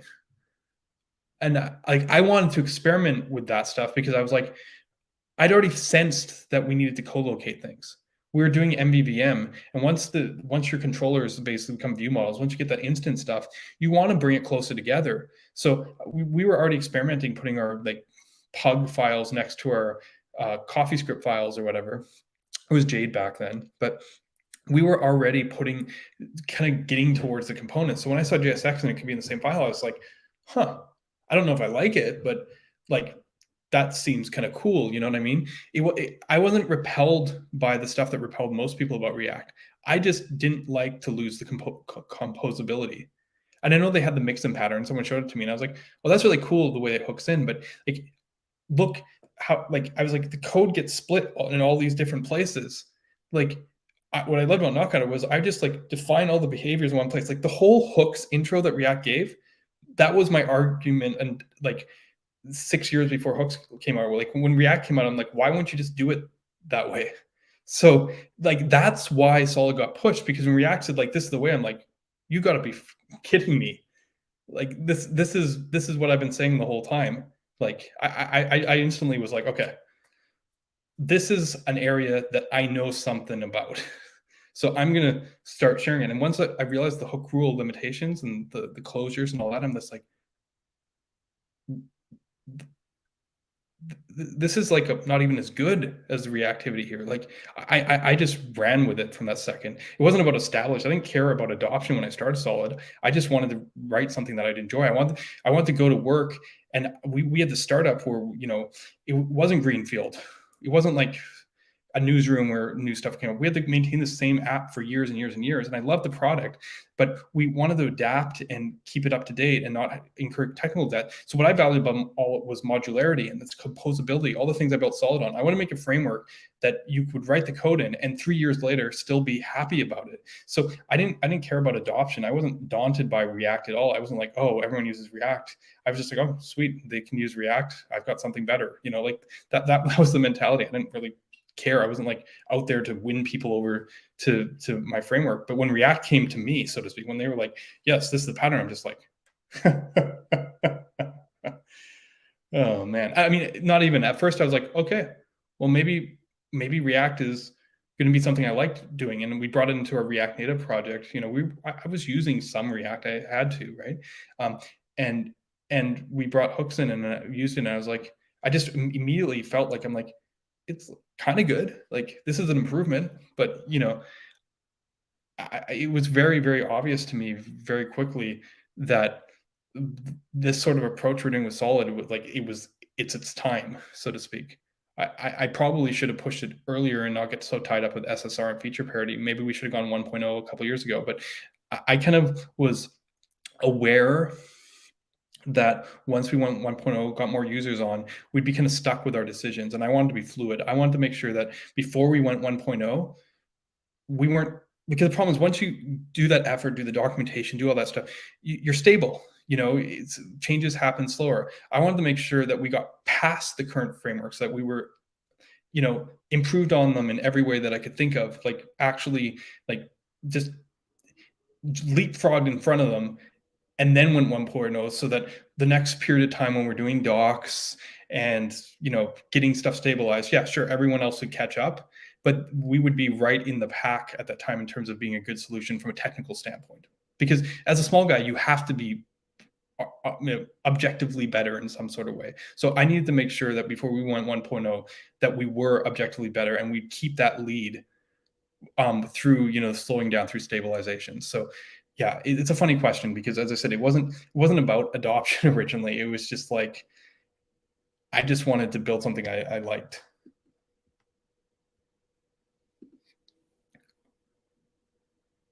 Yeah.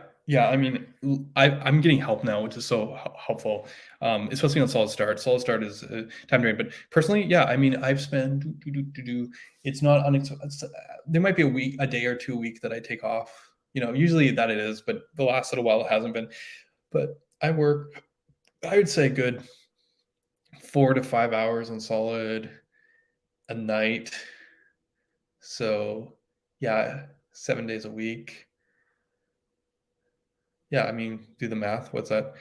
28 hours to to 35 hours. So yeah, I almost work on Solid full time.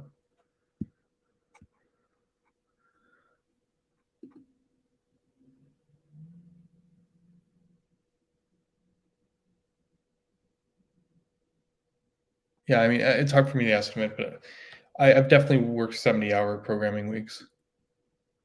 I mean, it's not all about programming, it's about planning and doing other stuff.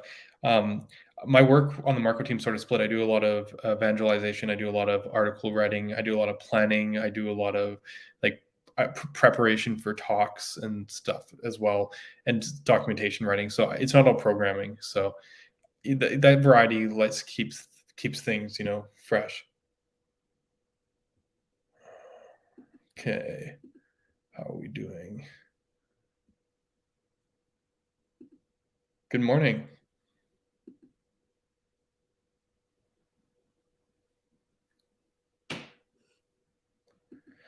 What's your impression from which frameworks people are coming to Solid? That's an interesting one.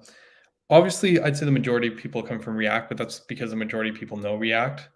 Um, although I don't know if we have that many full React converts. Like React people are pretty loyal just from long history. So even when we have people coming from React, like it's coming from all over.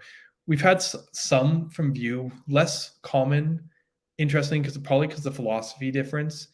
Um, Surprising number of people from Svelte. I wasn't expecting that because I figured people like Svelte for like the svelty things, and Solid is not that. But a lot of people ended up at Svelte not because of the svelty things, but because they were chasing performance or they were chasing ways to get away from React's complex model. But they'd actually prefer if React was just simpler.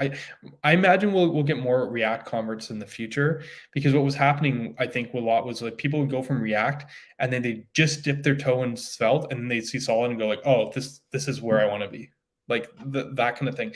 I think we're with enough attention now, we're actually kind of catching the people as they leave React before they get to Svelte. I think that's sort of the thing, because we're just more natural fit for people coming from that mentality. We respect and value the same things that the React community does, and the React community has been great. They've been really surprisingly supportive. Um, you know, I think I feel more of a sibling relationship with them than Svelte, who because of compilation people think we'd be kind of similar to, but Svelte has a very different philosophy, and I find people who are really into Svelte are more like the difference is people who are really into React, like really like React and hardcore would never leave React. They'll see Solid and be like, that's pretty cool. Like maybe that's not, maybe I'm not going to move and I like React, but they see it and they go, if I was ever to leave React for some reason that I can't think of why and I'd ever do, I'd check out this library because I think it does the right things. I think it agrees with my way of thinking. Where on the Svelte side, they just look at it and go, why would you ever do this? Like, why would I give up this clean syntax and do all this stuff? And like, that's why I left React. Like for them, they went to Svelte from Vue or React because of, certain things on like this, like the syntax and all that kind of stuff. And I don't like, they see Solid and they see React in it, even if it executes differently. For them, they've kind of conflated those things. So as I said, I feel like React's the natural one, but React has a lot of people to share, so.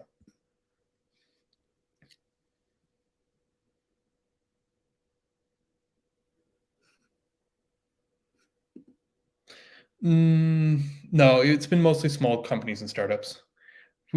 I've seen people want to come and invest in Solid, invest in me, invest in that, but start a company, all that kind of stuff. But we haven't had any like I've never had a huge company be like, oh, we want to come and use Solid. Yet they need more than that. They're cautious. I've talked to people from big companies, smaller teams, vetting stuff. None of that's panned out yet, or I haven't seen the experiments through. I have definitely talked to companies, members of teams on other, like say Fang level companies who want to use Solid for specific purposes, but they have to go through a vetting stage, and it's very hard sometimes for them to introduce new technologies and stuff. So I haven't seen the fruit of that, but I'm hoping it's just a matter of time.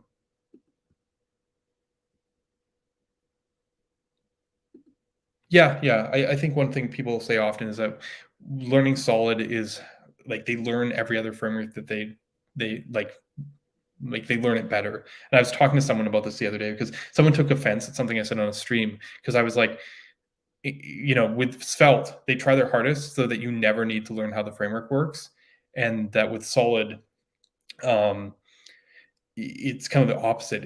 People who come in and learn Solid are like, yeah, I feel like I could write this framework. And I was saying, and someone was like, didn't like what I was suggesting there, but I mean, I gave enough evidence, I think, to support my case. But I find that people who use Solid, adopt Solid, suddenly understand how every other framework works better. It's just because we put the mechanics on the outside, so to speak, which you'd think, oh, that makes it really hard or complicated. But if the model is simple enough, it isn't. And then you suddenly go, oh, now I get what all the other frameworks are doing under the hood. And you go, why the level of interaction? Well, there are lots of good reasons, and we could get into that at a different question. But essentially, this is just the trend I've been seeing, and maybe it's because of the learning curve and stuff. But this sort of awareness is part of the reason that I love our community so much. Thank you for the birthday wishes, everyone. Okay, let's go. Have I seen Orn? Yeah, Orn's on the stream, but I'm now getting to some of the questions here. Is pineapple a legit pizza topping? It is. It's hard. I don't like pineapple on pizza. I'm not a pineapple pizza person. I know that there's like two types of people in the world. Those who like pineapple on pizza and those who don't. But I'm also been the pizza guy. I like doing tax and tip calculations in my head for the longest time. I always felt like it kept me, kind of quick, and I'd be the guy at the office, especially when I was at the startup, who'd like figure out the pizza orders and figure out the right proportions. Like it's an interesting problem because you don't order the pizza reflective of what the different people want directly. It's not a linear correlation for optimal pizza ordering, because when you have people who don't like specific things or do like specific things, you can't cater as much to those outliers, and you have to play to the common denominator. So figuring out the ratios is interesting, and the tricky part is you need a certain number of people present that day or when you're ordering the pizza to make pineapple legit, because otherwise ordering a pineapple pizza won't work. You'll alienate too many people. So there's probably some mathematics behind that I could kind of point out at some point. But yes, pineapple pizza is usually a legit pizza topping above a certain threshold. All right. Sing and play guitar. Yes, still do that. Do you ever talk to yourself or sing while coding? Sing, definitely. I sing a lot. I probably drive my kids crazy. React or Svelte?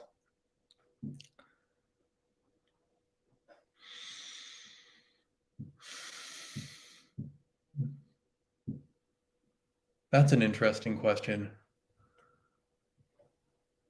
I may have already answered this because it pains me to say it. Yeah, I mean, that's interesting. I like them both. It's really hard. I like different parts of each of them. I might feel more at home with React, but Svelte is like still an improved model in a sense. So it's hard because for me, I have to go where the composability is. I feel like a framework that doesn't address composability as part of its core fundamental pieces is just inadequate. As good as Svelte is, without the composability, it's just not for me. I think Svelte with composability, and I'm not talking about the stores, I mean actual composability, like hooks, would do it. But that was what I liked about Knockout and stuff. So even if I think Svelte is really good technology, I like the language, I like the approach, I like the performance, I like animations, like everything about it. Without the composability, it's like a non-starter for me. That's what I value the most. Do you regret calling the library solid? No. Solid start become framework agnostic? I have no intention of that. Maybe I know people would be interested in seeing that. I think it'd be cool if some of the plugins that we wrote were framework agnostic, but in general, I like being framework specific. That's how you get optimized. If you want the best performance, you be specific. If you want the best anything, you be specific. So I have Solid. I'm interested in Solid. Agnosticism is just a deopt. So yeah, I'm if it's something that you can support piecewise, I'm interested in it. But yeah, I haven't had good luck on most agnostic solutions. I mean, obviously Astro is an exception, and I think their model works well for that. But generally speaking, I don't chase agnostic solutions. And as ironically, DOM expressions is a framework agnostic core library. It almost proved my point, because once all that being agnostic does is it's the whole like 15th, like we have 14 standards. Oh, we should make a standard that unites them all. Now there's 15. Everyone's seen that KXCD, comic about the standards. The agnosticism is just another framework, right? And all that happens is the thing that aligns with that framework's mentality best rises to the top, and everything else falls to the wayside eventually, because it always leads to a best option, so to speak. So with DOM expressions, which is, it's great that people have the different choices of the different reactive libraries to bring in. And I keep that core agnostic because I want to support that, at least in theory. The truth of the matter is, eventually Solid won, right? It's just I built it to be the best for that mentality. It's the best at DOM expressions. So at a certain point, it just didn't make sense to maintain the other ones, and maybe even just like at a slight deopt, bring them in through Solid, just because the specific version is just going to be the best version. Right. So I'm not very excited by agnostic solutions generally. Like, that aspect is not what makes me excited. I know, like anyone else, I don't like lock-in or whatever, but how should I put it? Some people are like, "Oh, I love reactivity." I've seen people, I forget what it's called, like the pure model or something, where they talk about how they separate the view code from the data layer or the business logic, and then they drive it, and they're like, it's completely framework agnostic. I just write my logic here in this reactive level, and I can drive any view framework with it. And it's React today, but in the future, if that changes, I just switch to that. And I'm like, the whole time while they're saying that, I'm thinking to myself, I'm like, you do have a framework. It's that data layer that's driving it. You are tied to that reactive system. Sure, you can bring it to any of your views, but you've made your choice. You've decided what that thing is. And I don't think it's a bad thing. I think the reactivity is a good place to be like, this is where my choice is. But, in the future, if Solid had a different rendering technology, so I explored HyperScript and Lit and JSX. We can introduce a template DSL or whatever. Like, whatever the rendering thing is, we could change and not do the stuff the way DOM expressions do, as long as we have the reactivity. But I'm pretty tied to the reactivity. So as I said, I am very pessimistic on framework agnostic solutions. Okay, let's catch up here on some questions in here.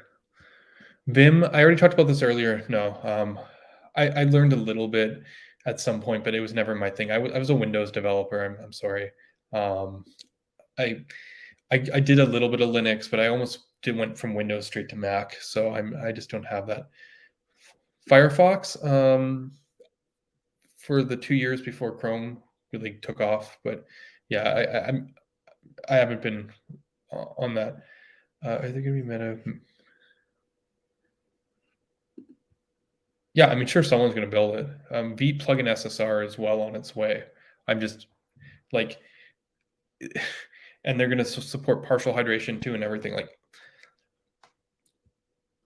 sure.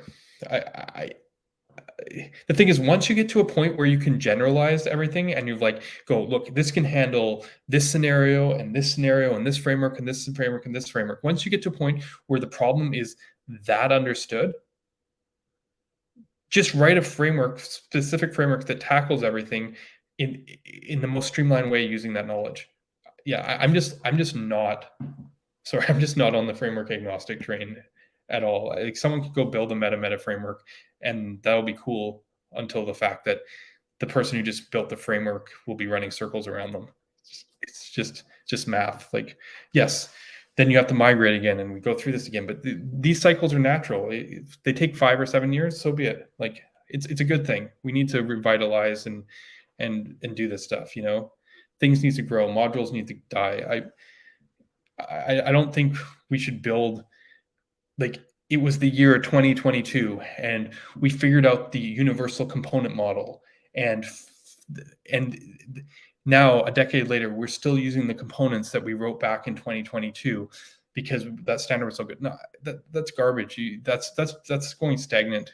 We should have rewritten the components by that point. Like I'm just not on that boat.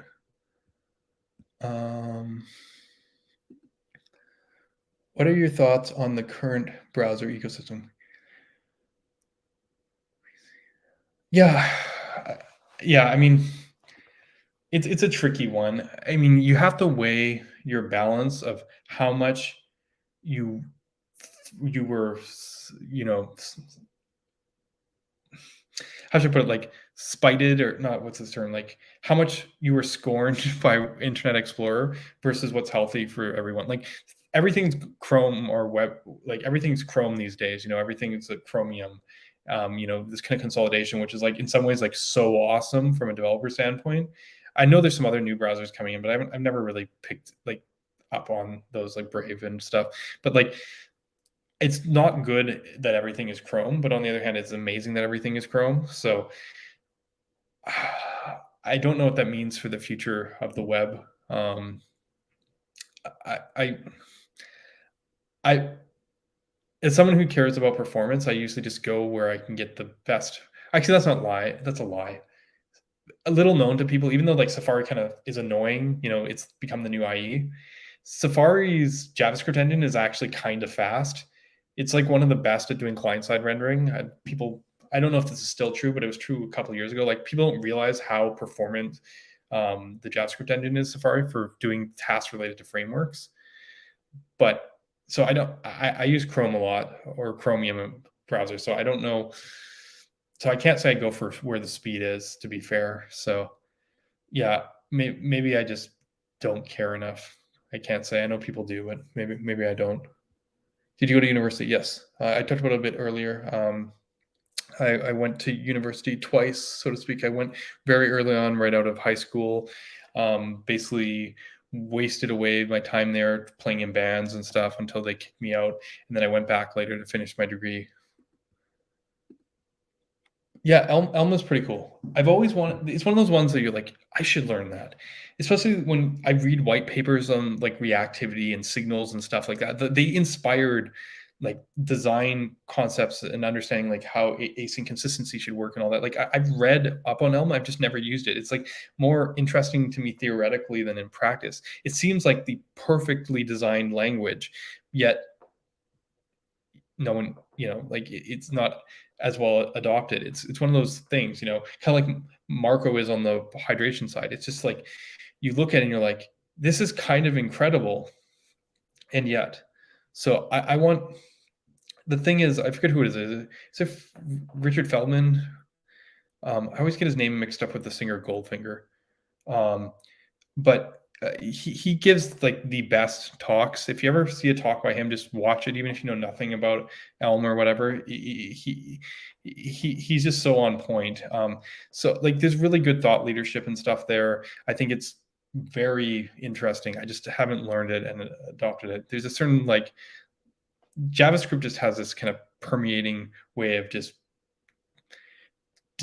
being everything, even if it's not the best. So yeah, I would love to know more about Elm if I ever get the time.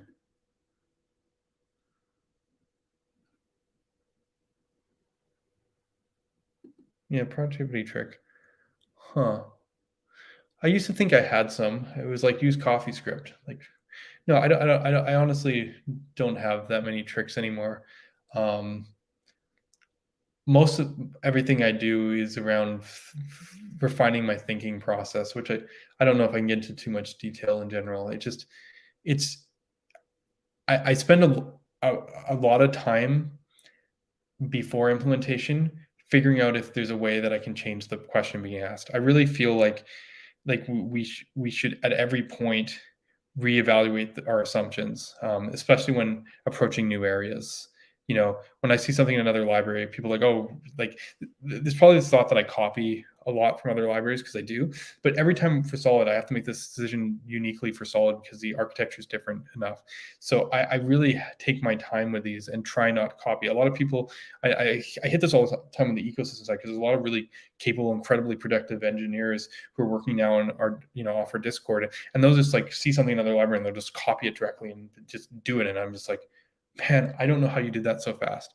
I mean, I do. There's probably a time I could have done that, but that's not me anymore. Um, you know, uh, but then on the other hand, I'm like, it's awesome, and it's kind of like how I made Solid. It's awesome. You just do it. As I said earlier, just do it and get it out there. You'll never know where it takes you. But on the other hand, I spend a lot more time now being like, do I even want to copy this? Like, I don't know if that makes sense. Like, I'm very careful now in terms of thinking process. I have like a sheet in Google Docs, and I just collect my thoughts over time, and it's like this running document, and I come back to it over time, and it helps kind of shape or brainstorm. I think writing it down and getting the ideas out there is really key. Um, but it's tricky when you're dealing with these large systems. And actually, other people I know who are kind of in the same boat do the same thing. I know Michael Rawlings, Marco team, kind of very much a visionary. He always keeps these HackMD documents and stuff where he kind of just types out these ideas and he just collects them, because eventually you'll hit the same idea again, and then you'll be surprised what you wrote before. You'll be like, oh, I already solved this. I just didn't realize it in that context. So I just try and write stuff down and kind of take my time working through the application, see if I can like rethink the question being asked, because that's where you make the biggest changes. Like you don't take something like fine-grained reactivity and get to where Solid is without kind of thinking outside the box a bit.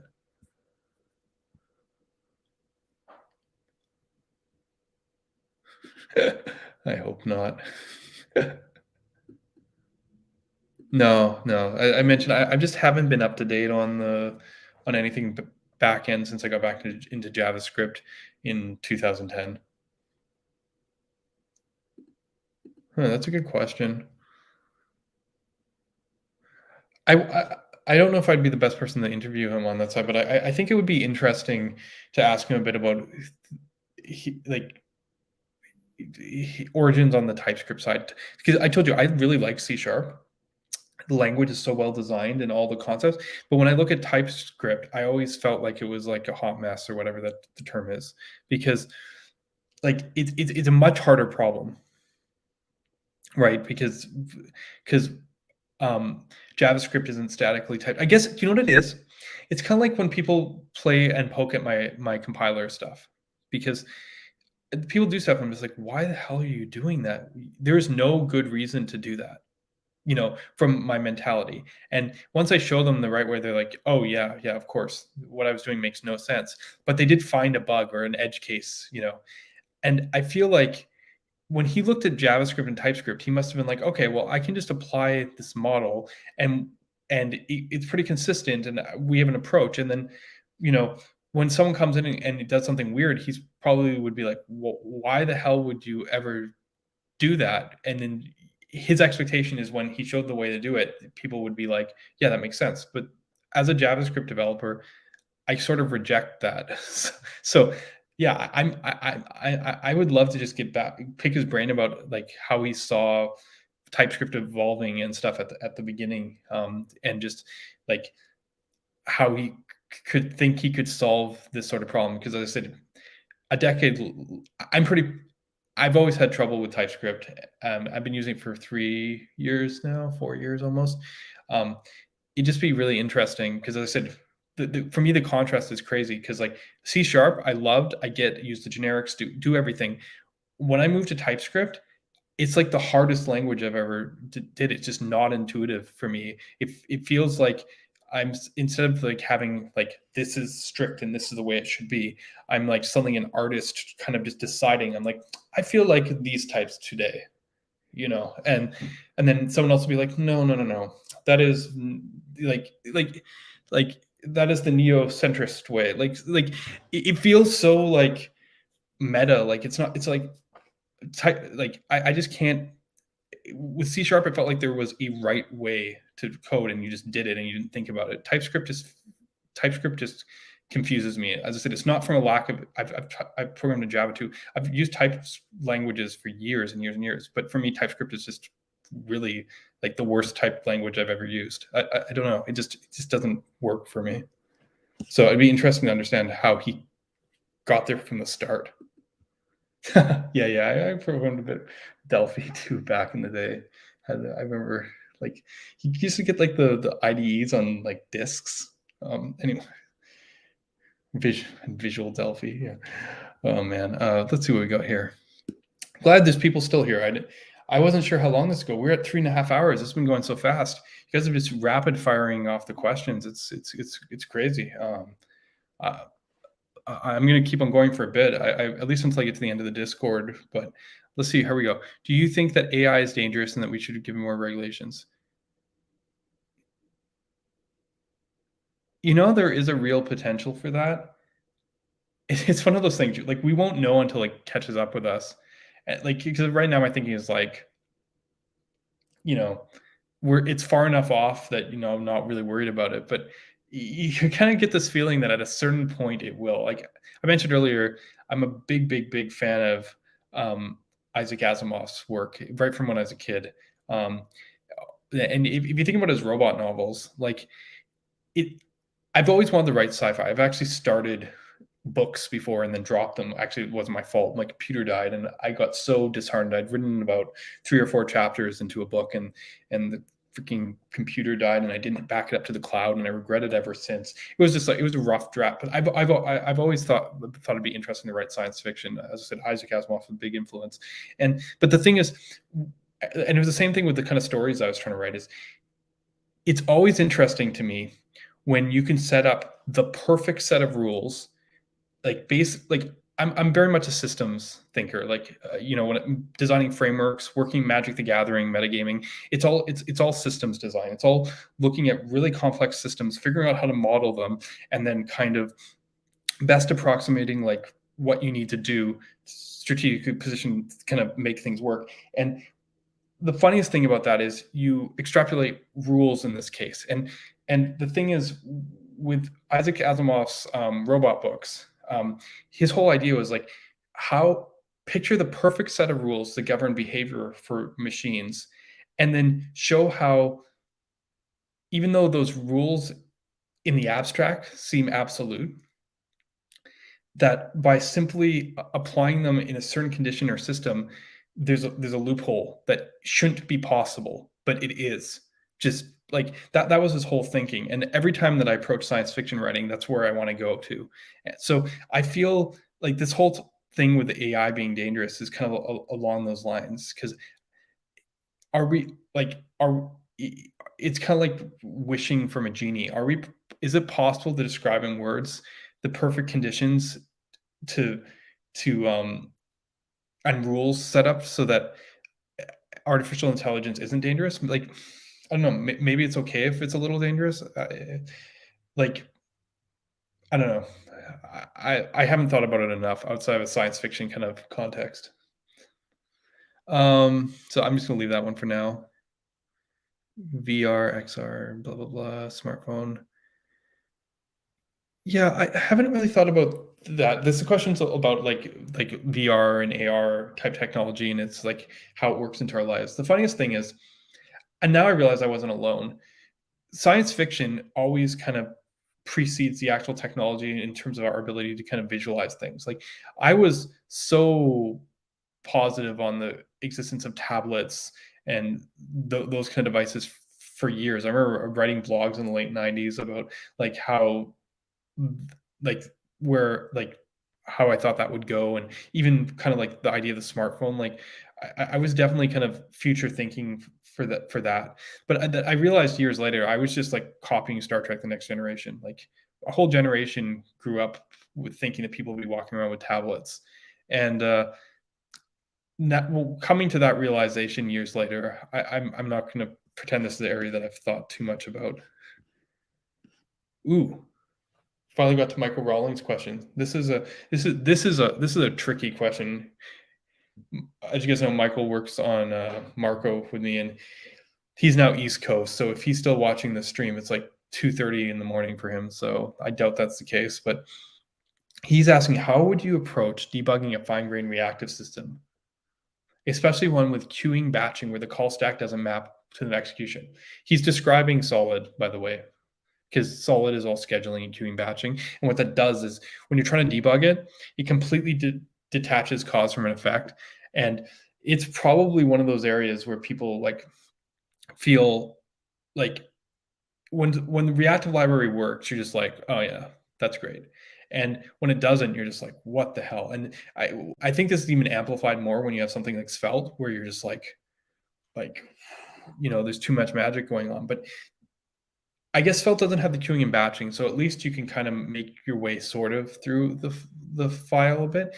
But in Solid's case, you basically look for the run queue command and you watch the way the queue processes if you ever hit reactive things. And this is not an obvious solution. Oh, you're still here, Michael? That's great.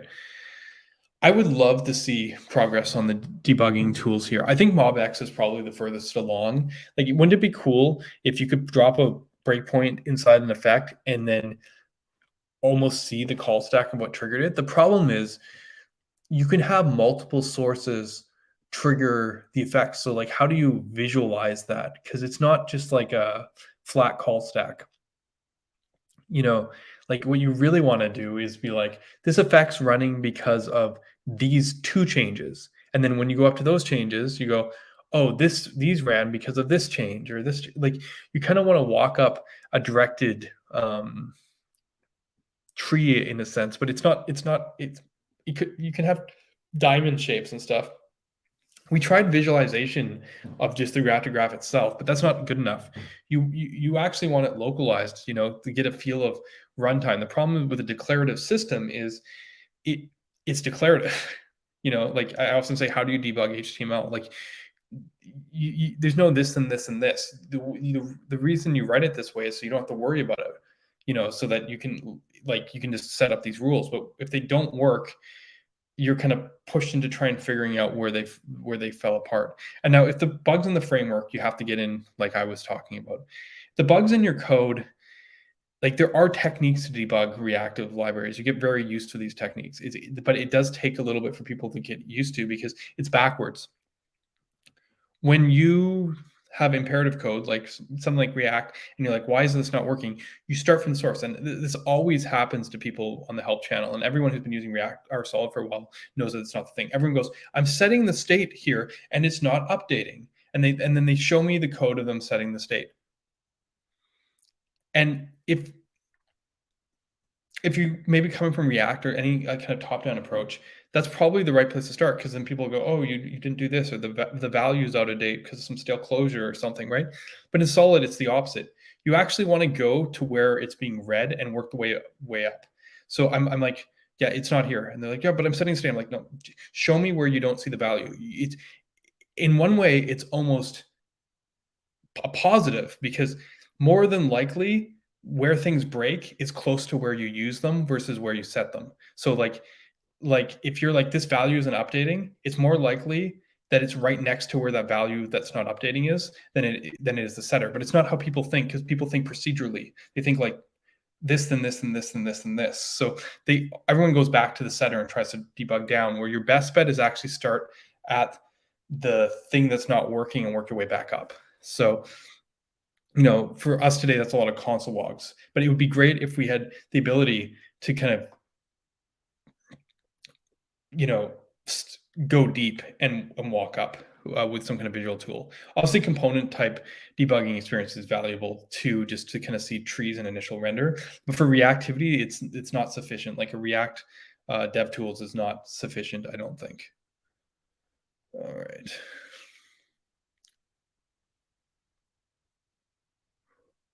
What is your thoughts on the future DX when developing UIs? A lot of recent and current focus, at least in my bubble, is on reducing trade-offs in our current declarative approach. Partial, lazy, resumable hydration, serving components, concurrency, blah, blah, blah. Is there anything on the horizon that will fundamentally change the way we develop UIs? Whew. Yeah, Michael's asking all the hard questions tonight. See, and he knows a bit of my perspective because we work together. Like, I'm very pro on the declarative side. I realize there's gaps in the tooling, like we talked about the debugging, but like I'm probably more positive on that side than anyone. Like, my hope is that we just get better and better at these declarative models to the point that, as I said, maybe no code is an option, right? I understand there's a lot of complexity here, but it's just because we're learning what the pieces are, we're learning what the building blocks are, and this is a process of refinement of, you know, hack it till you make it or something. Nikhil, who's on our last stream, keeps on repeating this to me. Something Dan Abramoff said, we'll just kind of like hack it outside until it actually, it starts feeling like it should, right? There's this weird feel sort of thing. It's not all just logic. You sometimes just have to try something, and then like APIs are as much of an ergonomic consideration as a mechanical consideration. So it's as much as just getting a feel for it. I think we are heading to a place of extreme complexity, and that makes things challenging for ergonomics. Fundamentally change, I don't know. I right now I'm only looking as far as seeing if there's how viable our return to this kind of server rendered or server routed mentality is, and we'll go from there. I feel like you, Michael, probably have some more thoughts that are more pertinent on that side. Part of me, like whenever a system gets sufficiently complex, I feel like we've gone astray, and maybe we're getting there now. Like, we're doing good work this time, but whenever you get to that point, what'll usually happen is something simpler that will come out that understands the trade-offs enough and where the current thinking is, that even if it doesn't solve all the problems or solve them well enough, it's good enough to kind of get there, and it becomes the new norm. Like, even React was that to a sense, because it wasn't the most performant approach. They were just like, it's okay to re-render everything, it's good enough. That mentality did change things. And I feel like, how should I put it, like, if a change is going to be happening, it's going to be like that. Something's going to come out that just simply isn't as good as the other solutions, but simplifies everything, and that will be probably good enough. But we won't know what that is or what that looks like until we actually explore the space enough to allow for that change in paradigm. Okay. Sorry, kind of technical.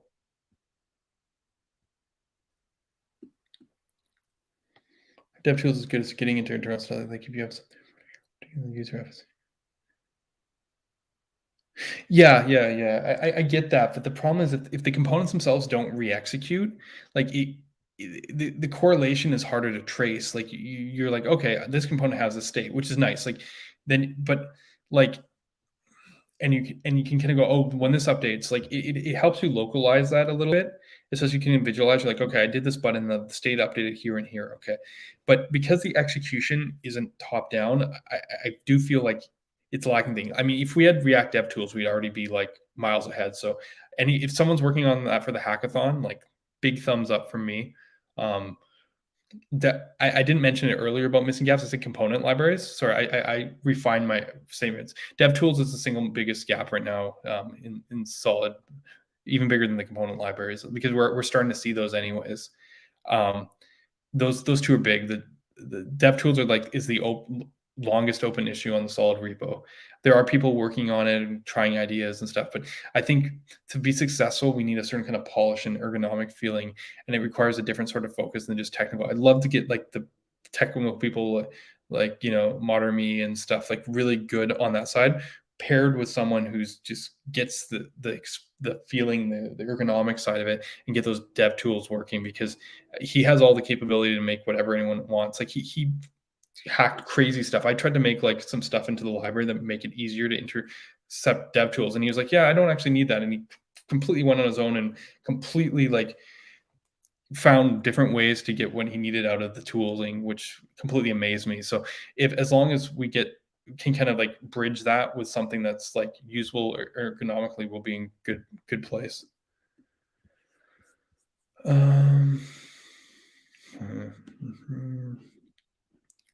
Yeah, I'm getting to some of these questions that are from like 2 hours ago.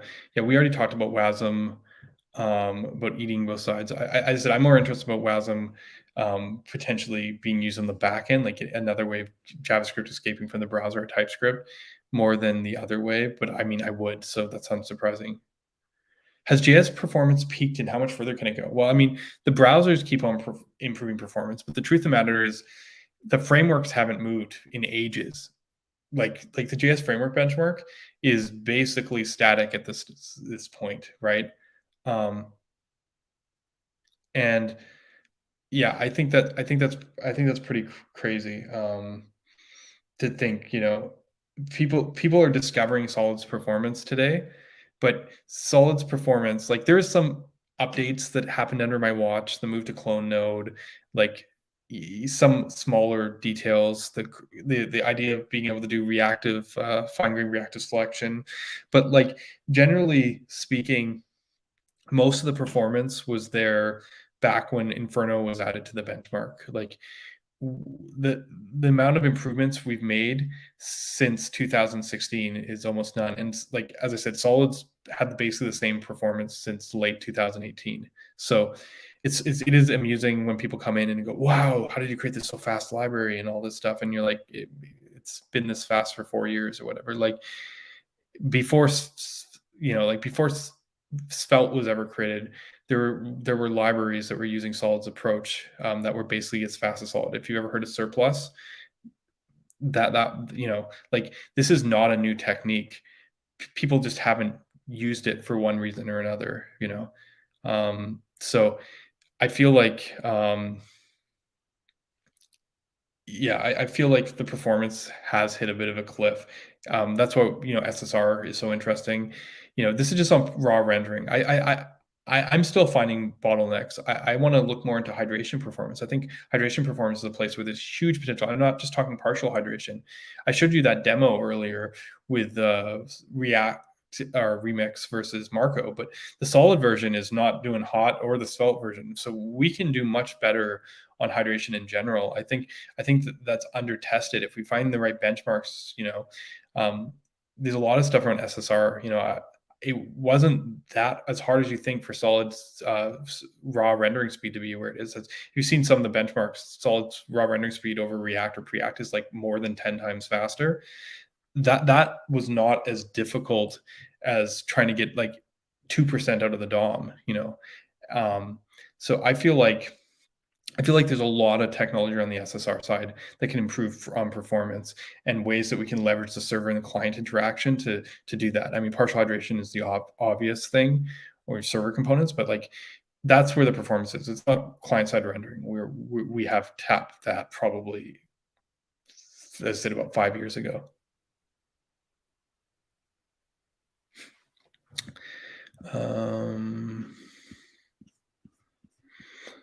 Let's see. Coming from React, I found refreshing that you don't get decision fatigue from having to choose between 10 state management libraries. Yeah, it's an interesting one.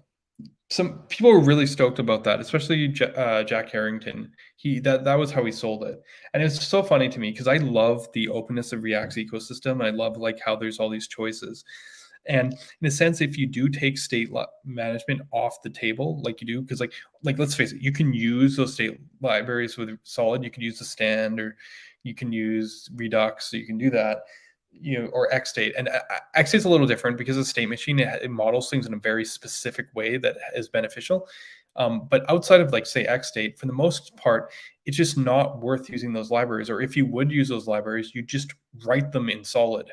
Like you just because there's not that component requirement. Like you're already seeing this in React. Things like Jotai are the most performant state libraries in React are the ones that can use React's own internal update model. And it's the same thing with Solid. You just rewrite those APIs in Solid, and that is better than using the other library from a performance. Like it's just always going to be better, other than integration with like third-party tooling, like if they have dev tools. But maybe if you copy their API, the dev tools will just work.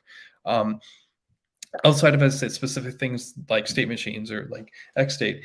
So I think it is good that we have this kind of streamlining, even if, my personal opinion is I like keeping it open. But as I said, it's just, I guess it comes from building a framework that is, just a state library versus just a view library. I felt like this. It's funny though, like this was always my perspective. When I first saw React, the fact that they didn't solve this problem seemed really weird to me, because it just never felt like a full framework. And I know they said just a view library, but then they had their own state management system too. So it's like not just a view library, it's just like a crippled state management library. And sure enough, the last few years, what you're going to see by the end of this is React's own internal state management is going to be enough to not need most global stores. I love that interview with Ben Awad with Dan Abramoff, and he's like, "When would you use Redux?" And he's like,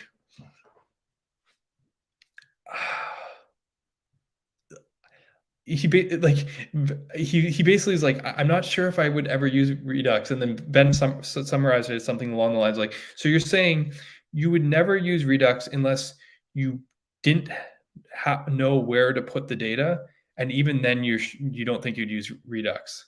Like like it's not Redux's fault. It's just that it's getting to a point where the way we think about state and models has changed significantly like it isn't about global state. It's about slightly more powerful local state than maybe React offers today, but like it's getting there. They're going to have new like selector primitives built into React, so you can not pay the cost of context as heavily, and deferring stuff to caches. Like most of your data on the client side actually has to do with like a data layer and caches. So it's basically separating the storage of the data from the reactivity and update of the data. That's kind of what's going on, which is why kind of like something like a Redux, which is like change driven, doesn't really fit where things are heading. Whereas React query is exactly why, where things are. So I think that I think it's interesting. I'm hoping that I do a good enough job designing the primitives in a sense that you don't need other things. You can just build on top of them. It's not about like having to choose between 10 different state libraries. It's about having something that is powerful enough and composable enough that you build the state solution that works best for you. And maybe some people will get opinions about them and come up with state libraries on top of Solid, but they'll still be Solid, like, Solid begets Solid, so to speak. That's kind of the model here. I think people do have opinions on this stuff, and we should let them build stuff the way they want to. But it's just natural to just use the built-in primitives and kind of expand on those patterns. Like it's the same composability all the way up and down. Thank you. Yeah, I guess it's getting late. We've been going through lots of questions, and we are getting pretty close to the end here. I've hit the end of the questions in these chat, and let's see if I've got a couple more in the Discord. You guys in the chat have a few more minutes, a couple more minutes to add in questions before we wrap up here, but we're getting close. Replacement. What are your thoughts on capital investment in OSS? You would ask that, David. I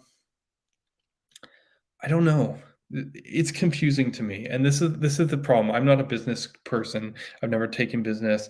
I understand that software has inherent value, but I've never really gotten the freeware kind of thing. I got involved in OSS because I wanted to make stuff that I could share with people and that could make an impact, and that people would use it, and that we'd be able to build stuff together. The whole idea of bringing money into it, I just don't know what I love getting money, like I love having support so we can pay legal fees. And for us, like if this eventually led to a place where I could work on Solid full time, that'd be amazing. You know, by people funding it, I can help other people.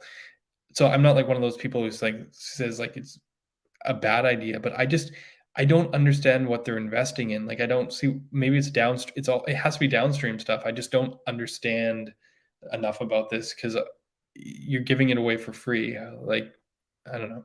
Maybe someone will probably explain this to me. I know Remix raised 3 million and Astro raised 7 million and all this stuff. I don't know how those investors make their money back. I just don't understand this enough. So maybe it's just me being naive.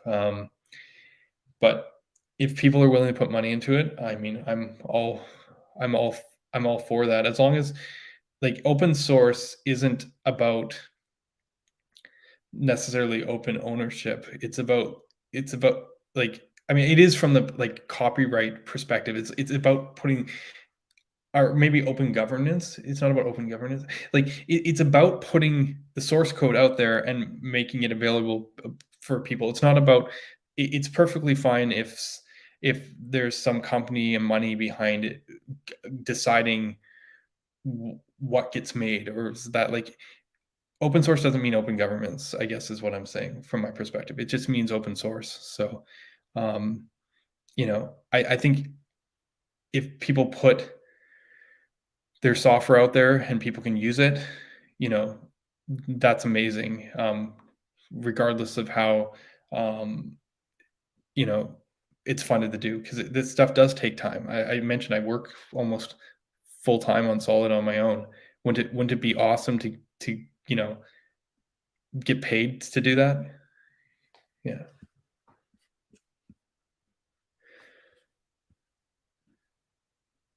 Yeah, and this last question, I'm not familiar with DCI. Maybe something I should look into.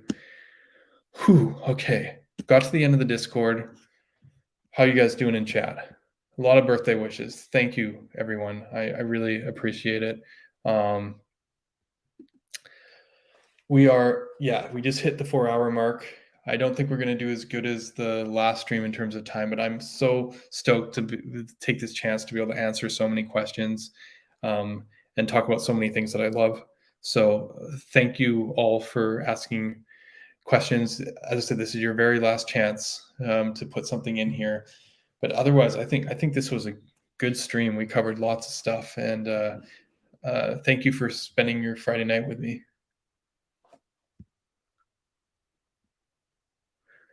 Oh, all right. The funny thing is because the delay, I lose context on this stuff. Okay, cool. I think I'm gonna call it then. Throat's getting a little bit dry. My Long Island iced tea ran out quite a while ago. So everyone have a good night and until till next week. See ya.